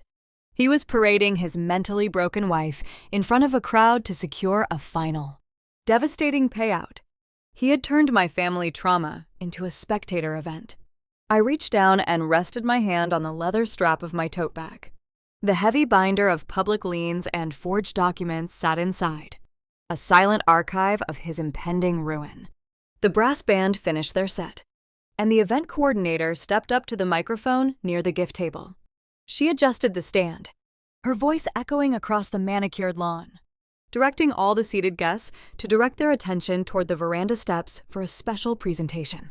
The time for quiet observation was drawing to a close. I took one final, measured breath of the humid Louisiana air. The pieces were perfectly aligned, and Derek was about to demand his final payout. The event coordinator tapped the microphone stand, sending a sharp wind of feedback across the manicured lawn. The muted jazz standard faded as the guests turned their attention toward the veranda steps. Claude stood at the center of the elevated porch, holding the microphone in one hand and a thick legal envelope in the other. He wore a tailored beige linen suit, projecting the image of a benevolent patriarch securing his lineage. He looked down at the 70 guests gathered on the grass, his chest puffed with pride. This was the moment he had mortgaged his own home to purchase. My father began his speech by invoking my grandfather. He spoke about the grueling decades spent pulling wealth from the Plaquemines parish mud, building the pipeline leases that funded the family generation skipping trust. He talked about legacy, bloodlines, and the sacred duty of preserving wealth for the unborn. Then he turned his attention to Derek. Claude praised his son-in-law, calling him a sharp businessman, a dedicated provider, and the savior of the Dupré name. He held the thick envelope high in the air for the entire crowd to witness. He announced that the envelope contained the finalized paperwork and the certified routing authorization for a $200,000 bridge loan advance. He told the audience he was handing this money to Derek today to secure a lead, out-of-state medical care for his future grandchild. The guests offered a polite, scattered round of applause. Savannah sat on her wicker throne, beaming beneath her floral dress, playing the adored, expectant mother to perfection. Then, my father made a critical error. The applause died down, but Claude did not hand the envelope to Derek. He held on to the microphone, scanning the scattered tables on the lawn until his gaze locked onto table 9. He found me sitting in the back corner. The pride on his face curdled into a stern, disciplinary glare. He decided that this public gathering, surrounded by our extended relatives and local high society, was the perfect venue to demand my submission. He spoke directly into the microphone, his voice booming over the portable speakers. He informed the crowd that family unity requires accountability. He stated that certain people had allowed jealousy to poison this joyful season. He demanded that I stand up, He demanded that I use this beautiful occasion to publicly apologize to Savannah and Derek for my behavior at the Sunday dinner. He wanted me to grovel before the entire parish, to confess my supposed bitterness, and to validate their illusion in front of 70 witnesses. Every head on the plantation lawn turned toward Table 9. The whispering stopped. The judgment in the air felt heavy and expectant. They waited for the broken, childless sister to weep, to flee the property, or to offer a tearful, humiliating apology. I did not weep. I did not run. I stood up from my chair. I picked up the heavy leather tote bag resting on the grass. I walked out from behind the stone fountain and stepped into the center aisle between the catered tables. My posture remained perfectly straight. I did not rush my pace. I walked with the measured, clinical stride of a social worker entering a hostile hospital room. The brass band had started playing a low, ambient melody to score the gift-opening transition. The soft notes of a trumpet and an upright bass floated through the humid air. I ignored my father. I bypassed the veranda steps entirely and walked straight toward the band staging area. The musicians looked confused as I approached their setup.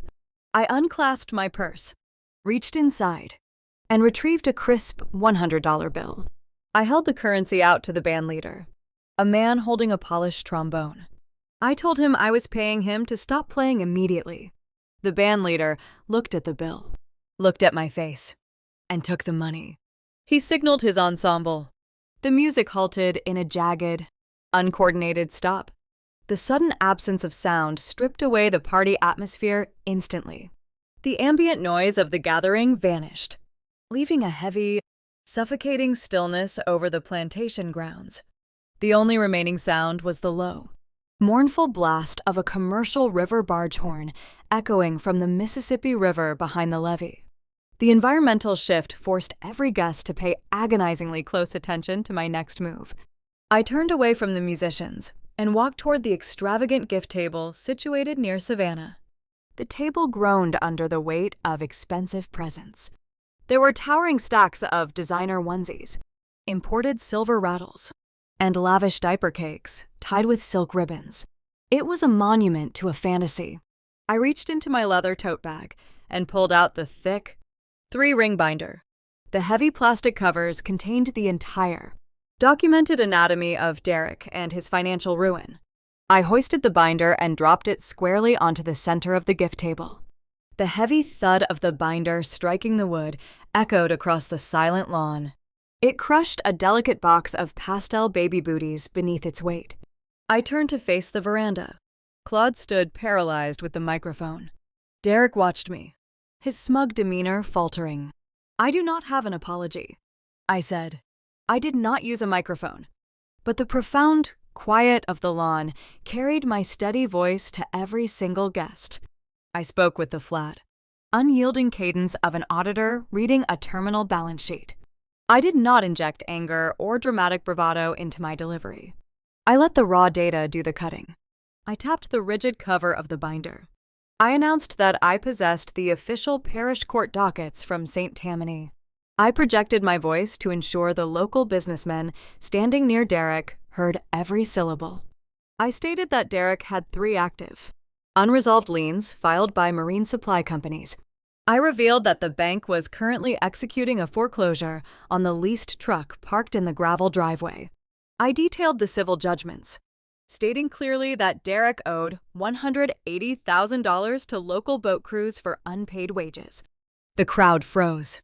The relatives who had been whispering about my jealousy moments ago now stared at the veranda in pure shock. The air grew brittle. Up on the balcony, the carefully constructed illusion shattered. Derek lost his grip on the polished Southern gentleman persona. His face flushed a dark, furious red. The expensive cigar slipped from his fingers, falling onto the wooden porch planks and sending up a thin trail of gray smoke. He lunged forward, grabbing the wooden railing of the veranda. He screamed at me to shut my mouth, his booming voice raw and panicked. He bounded down the wooden steps, his heavy footsteps thundering, charging across the grass toward the gift table. He intended to physically intimidate me. to use his size to force my silence, just as he had done in the Covington driveway. I did not take a single step backward.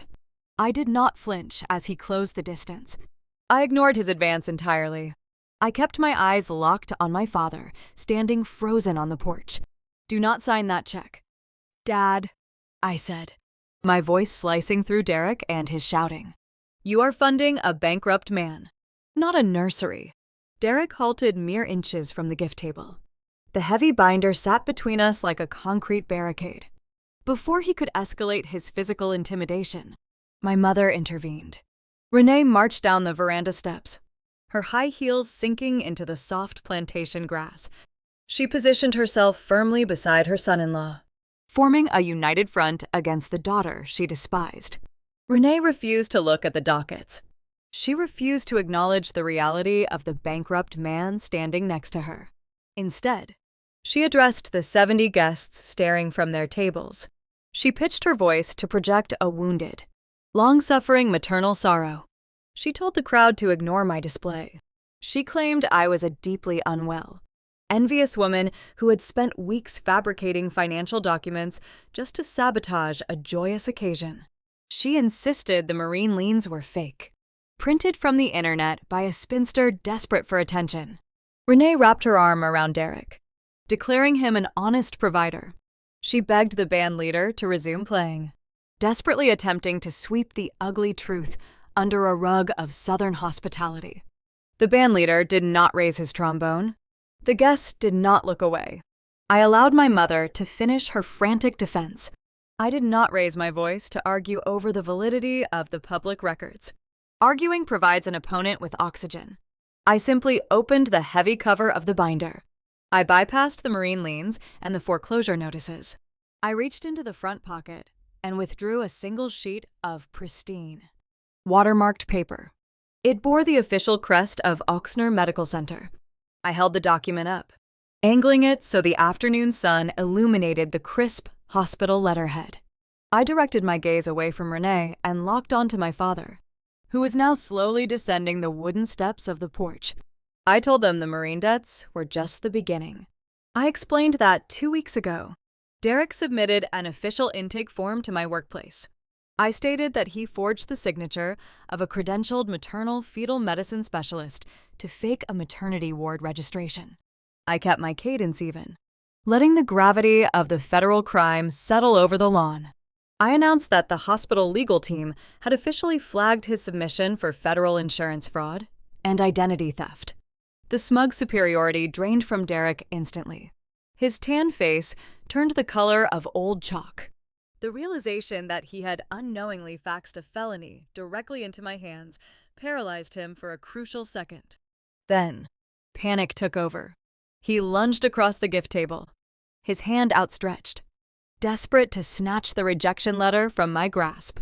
He knocked a silver rattle onto the grass, his polished veneer shattering into sheer desperation. He intended to tear the evidence to pieces, right there on the lawn, but he never reached the paper.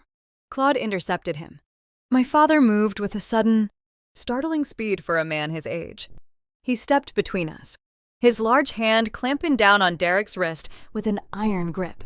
The patriarch who had just spent 15 minutes praising this man now looked at him with profound suspicion. Claude pulled the official hospital document from my fingers. He reached into his linen suit jacket, retrieved his wire-rimmed reading glasses, and put them on. The entire party watched Claude read the letter. The crisp autumn breeze rustled the oak leaves above us, amplifying the tension on the lawn. Claude stared at the red ink, highlighting the mismatched national provider identifier number. He read the corporate counsel warnings about wire fraud across state lines. The color leached from my father's face. The pride he harbored for his legacy vanished, replaced by the crushing realization that he had mortgaged his ancestral home to finance a criminal scheme. His hand trembled as the paper rustled in the quiet air. He looked at Derek, the golden son-in-law, and saw the predator hiding beneath the seersucker's suit. Claude demanded an explanation. His voice lacked its usual booming authority. It sounded hollow, hollowed out by betrayal. He asked Derek if the signature was forged. Derek backed away, stammering, searching the faces of the crowd for a sympathetic ally. He found none. The local businessmen he had been impressing moments ago now stared at him with intense disgust. The illusion of the elite medical team was dead. Renee could not tolerate the collapse of her social event. Her pristine reality was fracturing in real time.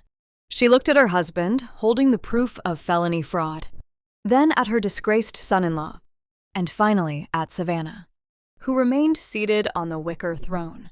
The pressure of the public unmasking snapped my mother's composure. Renee buried her face in her hands and began to sob. It was not the delicate, practiced weeping she utilized for sympathy. It was a harsh, ragged sobbing born of pure panic. She stepped toward Claude, grasping his lapels, begging him to put the paper away and just sign the trust advance check.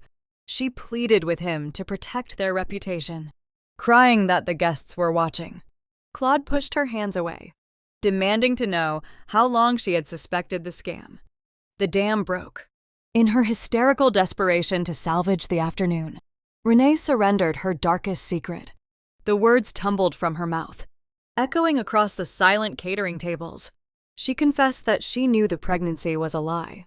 She wailed that she had walked into Savannah's bedroom unannounced 3 weeks prior. She screamed the truth to the entire plantation. "I saw her take the belly off," Renee shrieked, her voice tearing through the humid air. "I saw her unstrap it. I knew it was fake." The confession hit the crowd like a physical shockwave. A collective gasp rippled through the 70 guests seated on the grass. Aunts and cousins covered their mouths in horror. I stared at my mother, a fresh layer of profound betrayal washing over me. Renee had known. She had seen the silicone prosthetic with her own eyes. Yet, she had chosen to protect the horrific delusion rather than seek psychiatric help for her broken daughter. She cared more about the social prestige of a grandbaby, more about presenting a perfect family to the parish, than she cared about the truth or Savannah's mental survival. My mother was not just a victim of Derek's extortion.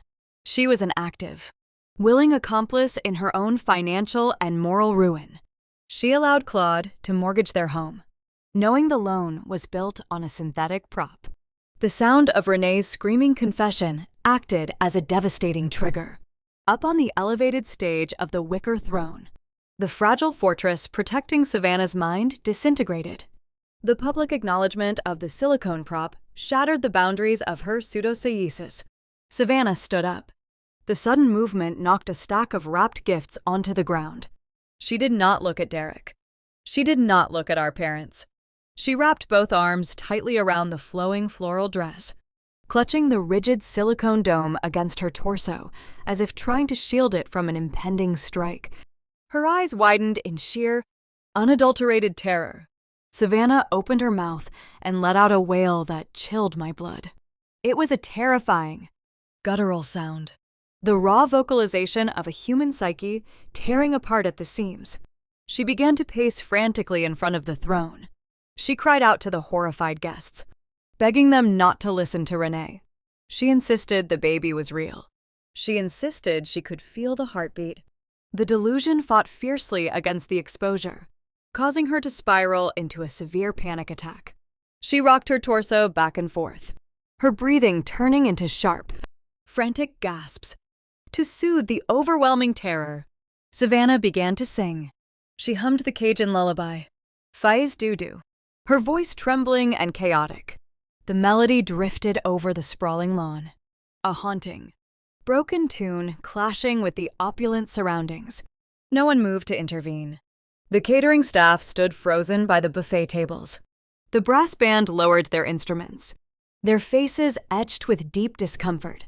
The guests sat immobilized in their white folding chairs, trapped as unwilling witnesses to a catastrophic psychological breakdown. I stood by the gift table, the thick binder resting under my hand. There was no triumphant fanfare. There was no satisfying rush of victory or cinematic vindication. I watched my sister rock back and forth, clutching a piece of molded silicone, singing a nursery rhyme to a ghost. I watched my father clutch a forged medical document, realizing he had traded his generational wealth for a lie. I watched my mother weeping in the grass, destroyed by her own vanity. The tragic unmasking of the Dupre family concluded. The illusion had been surgically removed, leaving nothing but the raw, ugly reality of their choices laid bare under the Louisiana sun. Derek had engineered the extortion, but the family hierarchy had nurtured the rot. I had delivered the undeniable truth they refused to hear, and the resulting devastation offered no joy, only a profound, hollow exhaustion. I gathered my purse, leaving the binder and the hospital letter resting on the table, and prepared to face the bitter, legal reality that would consume them all. The aftermath of the Plantation disaster did not resolve in a neat cinematic weekend. Real life does not wrap up neatly before the credits roll. The fallout dragged on for 8 grueling months of legal mandates and financial decay. The guests drove away from Destrehan, leaving behind a shattered family. The police did not arrive that afternoon with flashing lights. The justice system operates like a slow grinding mill. It takes time to process felony wire fraud. The hospital corporate counsel handed the forged intake document directly to a federal prosecutor in New Orleans.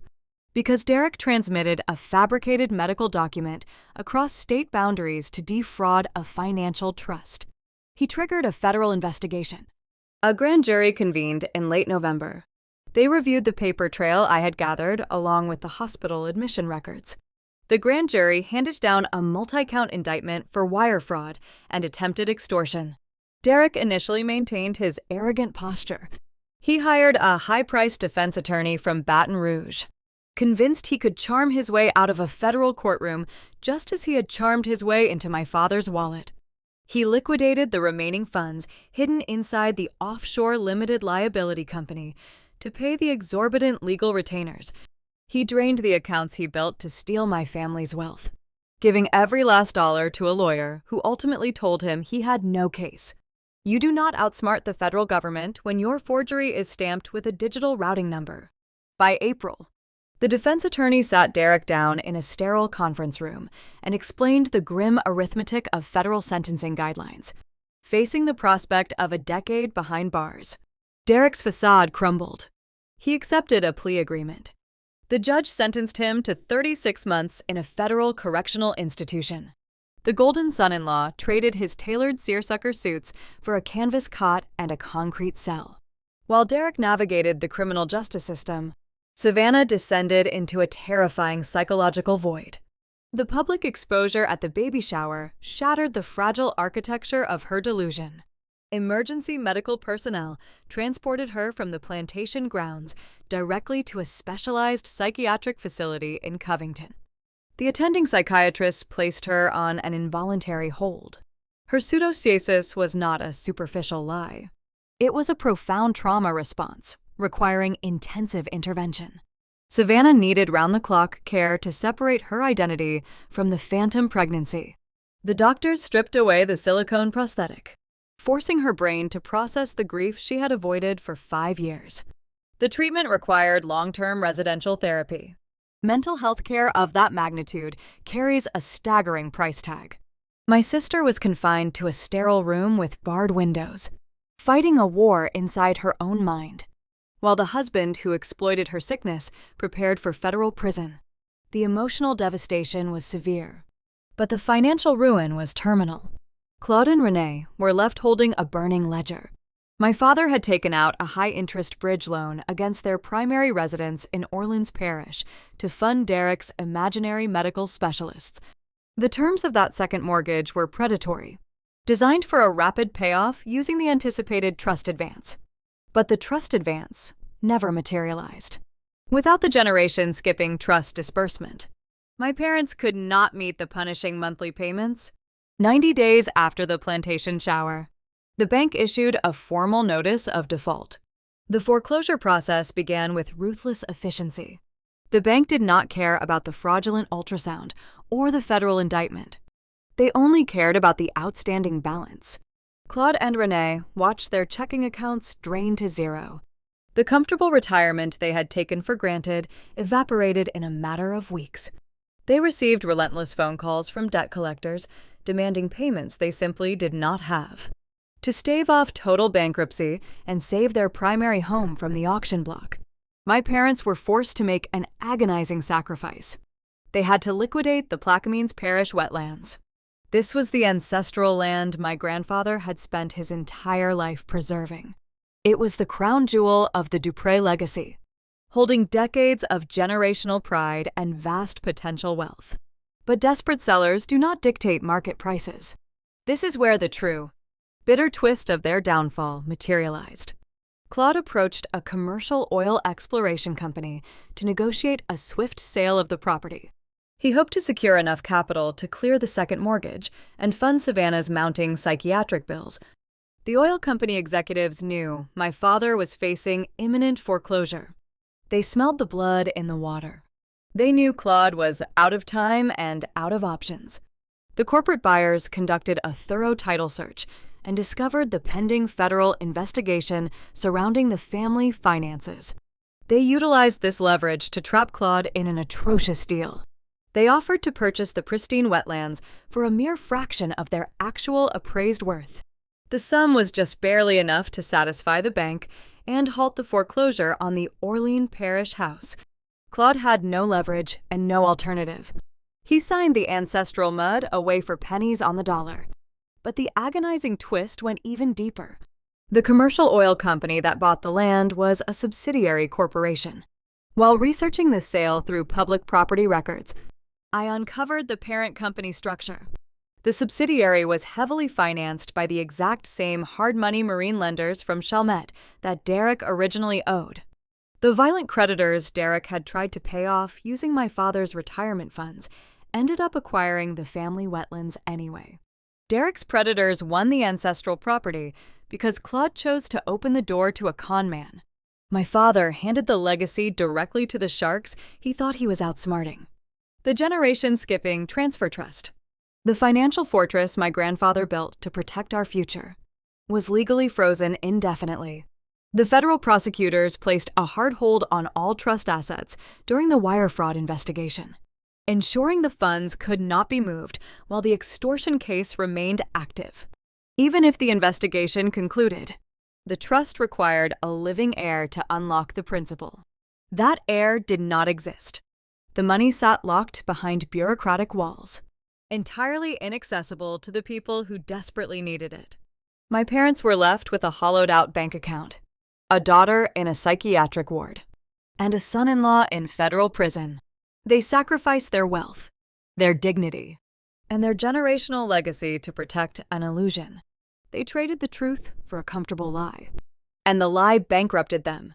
The heavy mahogany dining table, where my mother had once accused me of jealousy, now sat in a house, heavily mortgaged and stripped of its former glory. I tracked these developments from a distance. I did not attend Derek's sentencing hearing. I did not visit the Covington Psychiatric Facility. I read the public property transfers and the federal court dockets from the quiet safety of my apartment. I watched the empire crumble exactly as the arithmetic promised it would. The consequences were relentless, unfolding with the cold logic of a terminal diagnosis. The silence from Orleans Parish lasted for months. My parents were drowning in the reality of their own enabling behavior. They had isolated the only person who tried to warn them, leaving themselves entirely alone to navigate the wreckage. But desperation eventually overrides pride. When the money vanished and the social prestige dissolved, they realized they needed a navigator. They needed someone who understood the clinical labyrinth of institutional care. They needed the daughter they threw away. If your parents lost everything because they refused to believe the truth you handed them, would you step in to pay their debts? The silence from my parents lasted through the winter holidays. I spent Thanksgiving and Christmas in my own apartment, cooking small meals and enjoying the profound peace of a quiet space. I did not receive a card or a text. Pride is a stubborn mechanism. It keeps people shivering in the cold long after they realize they burned their own house down. But pride cannot pay invoices. Pride cannot halt the relentless billing cycle of a long-term psychiatric care facility. By late January, the financial reality of their choices finally broke their resolve. My phone vibrated on a Tuesday evening.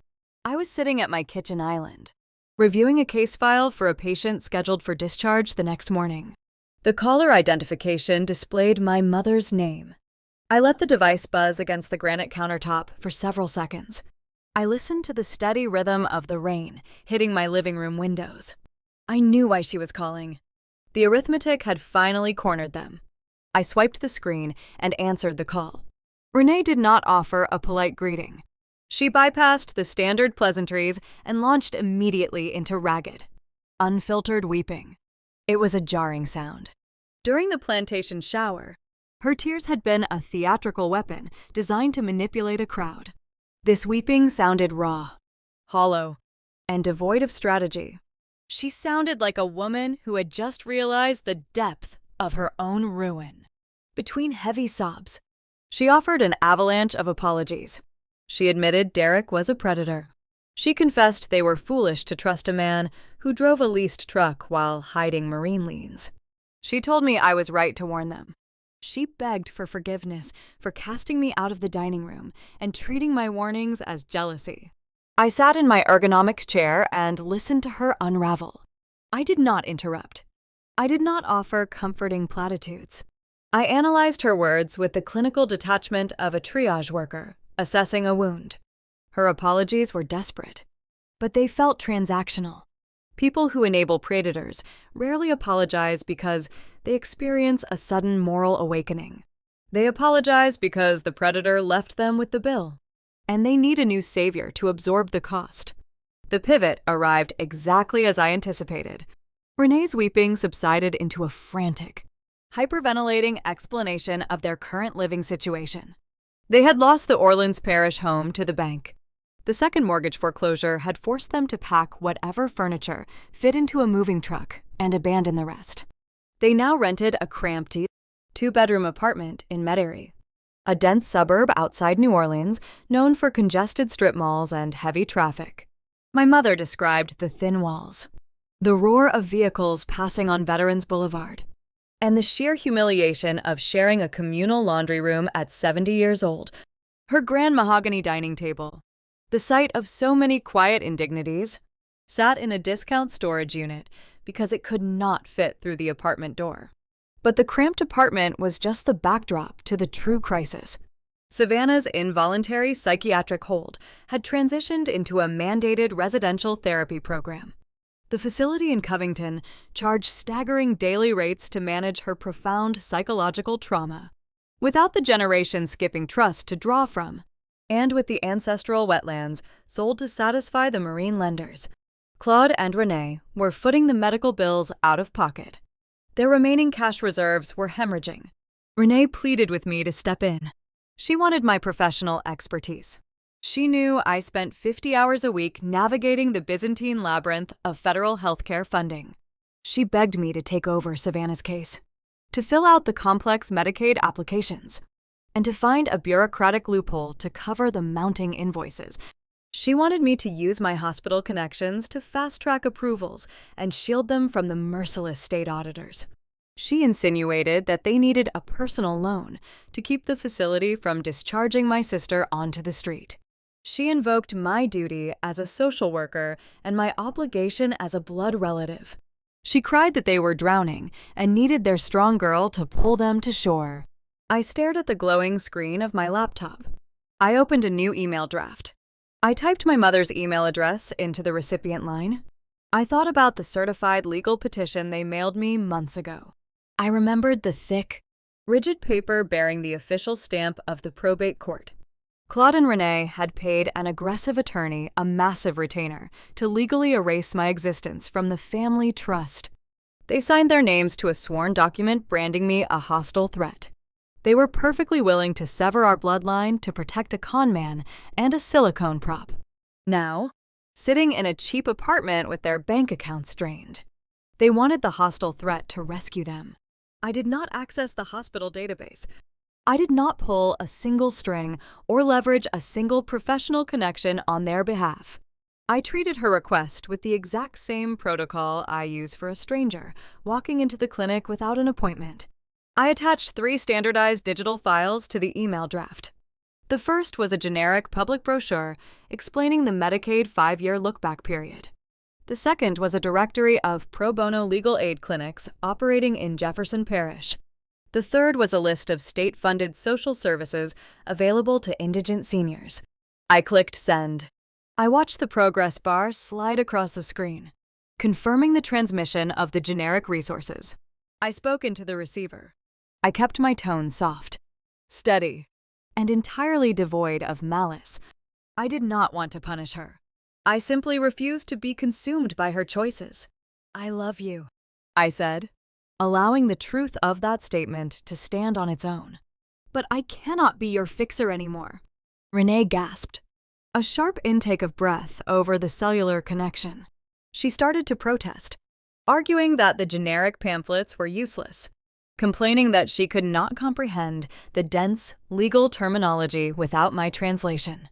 She tried to ignite the old guilt, suggesting that a true daughter would never leave her parents to navigate such a terrifying system alone.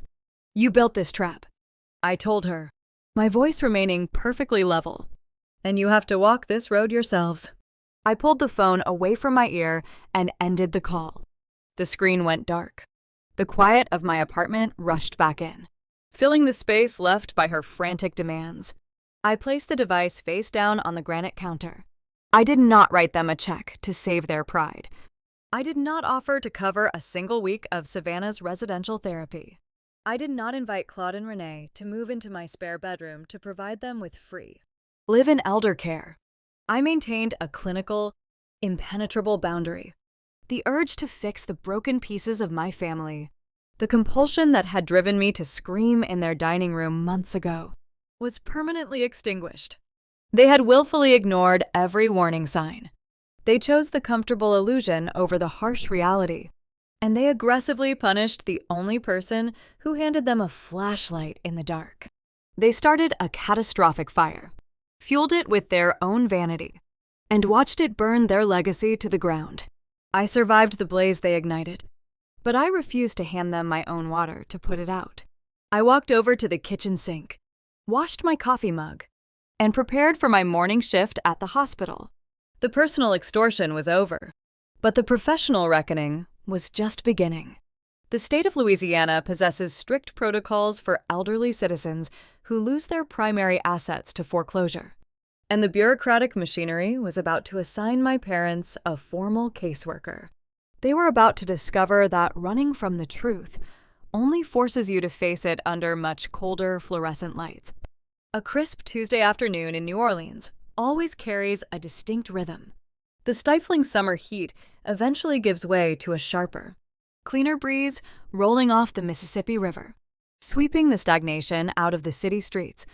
I walked the corridors of the oncology ward at Oaksner Medical Center, feeling that same shift in my own life. The sterile hum of the medical machinery usually felt heavy to most people. But today, my steps felt remarkably light. The crushing weight of the Dupré family hierarchy no longer rested on my shoulders.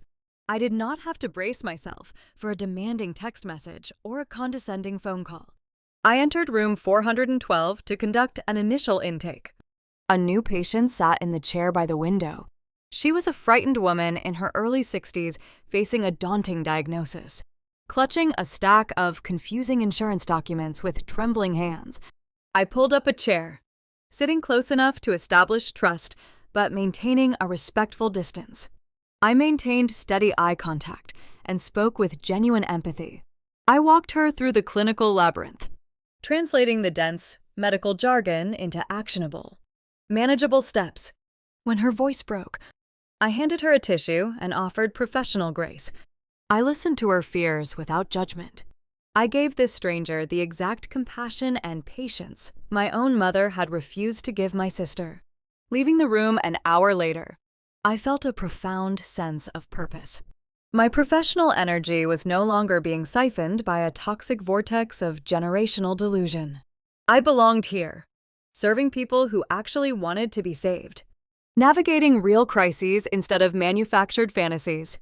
The final stroke of poetic justice did not arrive with a dramatic confrontation or a cinematic shouting match. It arrived quietly, delivered through the merciless, automated machinery of the state bureaucracy. When elderly citizens in Louisiana lose their primary assets to foreclosure and rapidly deplete their life savings, they cannot simply demand placement in a state-funded assisted living facility. The transition from private wealth to indigent care requires a rigorous, invasive evaluation. The state mandates an independent psychosocial assessment to determine Medicaid eligibility and proper residential placement. The government coordinates these evaluations through the regional hospital networks to verify the medical and financial needs of the applicants. Because Claude and Renee now resided in a cramped Metairie apartment under the looming threat of eviction, their application entered the Jefferson Parish Indigent Transition Queue. The automated system flagged their file for immediate review due to their rapidly declining financial status. The regional director assigned the evaluation to the senior medical social worker handling geriatric transition cases for that specific district. That assigned social worker was me. On a Thursday morning, the receptionist directed my next appointments into consultation room B. I picked up the manila folder containing the intake forms, read the names printed on the tab, and pushed open the door. Claude and Renee sat side by side on the cheap vinyl chairs. They looked entirely diminished. The bespoke linen suits and the expensive jewelry were gone, sold off to cover Savannah's residential therapy invoices. Claude wore a faded button-down shirt that hung loosely on his shrinking frame. His broad shoulders slumped forward. Renee held a worn purse tight against her lap, her posture hunched and defeated. The sheer shock of seeing me walk into the room struck them mute.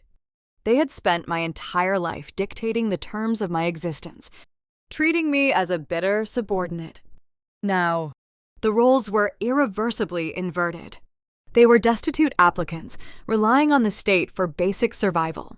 And I was the official government gatekeeper assigned to evaluate their poverty. My father opened his mouth, his jaw working as he tried to form a sentence. He likely expected me to weaponize the moment. He braced for a lecture, a gloating speech, or a vicious reminder of the Destrehan Plantation disaster. My mother shrank back into the vinyl seat, anticipating the anger she knew she deserved. I offered none of those things. Gloating is a symptom of lingering resentment, and I had none left to give. I sat down at the laminate table across from them. I opened my pen. I treated them with perfect, cold, undeniable professionalism. I did not ask about Savannah's psychiatric progress in Covington. I did not ask about Derek serving his sentence in federal prison. I did not inquire about the painful loss of the ancestral wetlands. I kept my eyes firmly on the standardized assessment form. I asked Claude to verify his monthly Social Security income. I asked Renee to list her current prescription medications and detail her mobility limitations. The clinical detachment proved far more devastating to them than any screaming match could ever be. Claude struggled with his pride. He tried to explain the foreclosure, attempting to frame the loss of their estate as a temporary setback rather than a catastrophic failure. I did not validate his excuses. I simply recorded his lack of current assets. When my mother tried to veer off script, attempting to inject a tearful apology about the past to bridge the chasm between us, I held up a single hand. I instructed her to answer the intake questions precisely so the state auditors would not reject her housing application due to incomplete data. They realized in that sterile room that I was no longer their daughter. I was a state employee processing a file. I evaluated their financial ruin without an ounce of malice or pity, noting their depleted bank accounts, their lack of home equity, and their immediate need for subsidized housing. I stamped their application approved for a low-income facility in a decaying part of town. I stood up, handed them the carbon copies of their reality, and wished them a good afternoon. I walked out of the room, leaving them alone with the exact future they had chosen. Later that afternoon, my shift ended. I walked down the quiet hospital hallway and stepped out onto the exterior balcony. The heavy, humid Louisiana air wrapped around me like a familiar blanket. The sun dipped low over the horizon, casting a bruised purple hue across the New Orleans skyline. Down below, rolling up St. Charles Avenue, A local jazz brass band played a faint, rhythmic tune. The sound drifted up through the oak branches, a steady heartbeat of a city that survives storms by washing away the debris and rebuilding on solid ground. I leaned my elbows against the cool metal railing. I took a deep, cleansing breath, filling my lungs with the evening breeze. I reached into my coat pocket and pulled out my phone. I unlocked the screen and navigated to my messages. I found the Dupre family group chat. The thread sat dormant, a digital graveyard of ignored warnings, condescending remarks, and shattered illusions. I did not scroll through the history to read old arguments. I tapped the settings icon, selected the delete function, and permanently removed the thread from my device. The screen refreshed, leaving a clean, empty space. I did not get a cinematic reconciliation. There was no tearful embrace in the rain, no sudden realization from my parents that I was the hero of their story.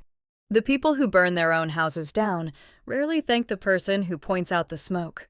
But I did not need their gratitude. What I received was something far more valuable than a fairy tale ending. I gained an unbreakable peace.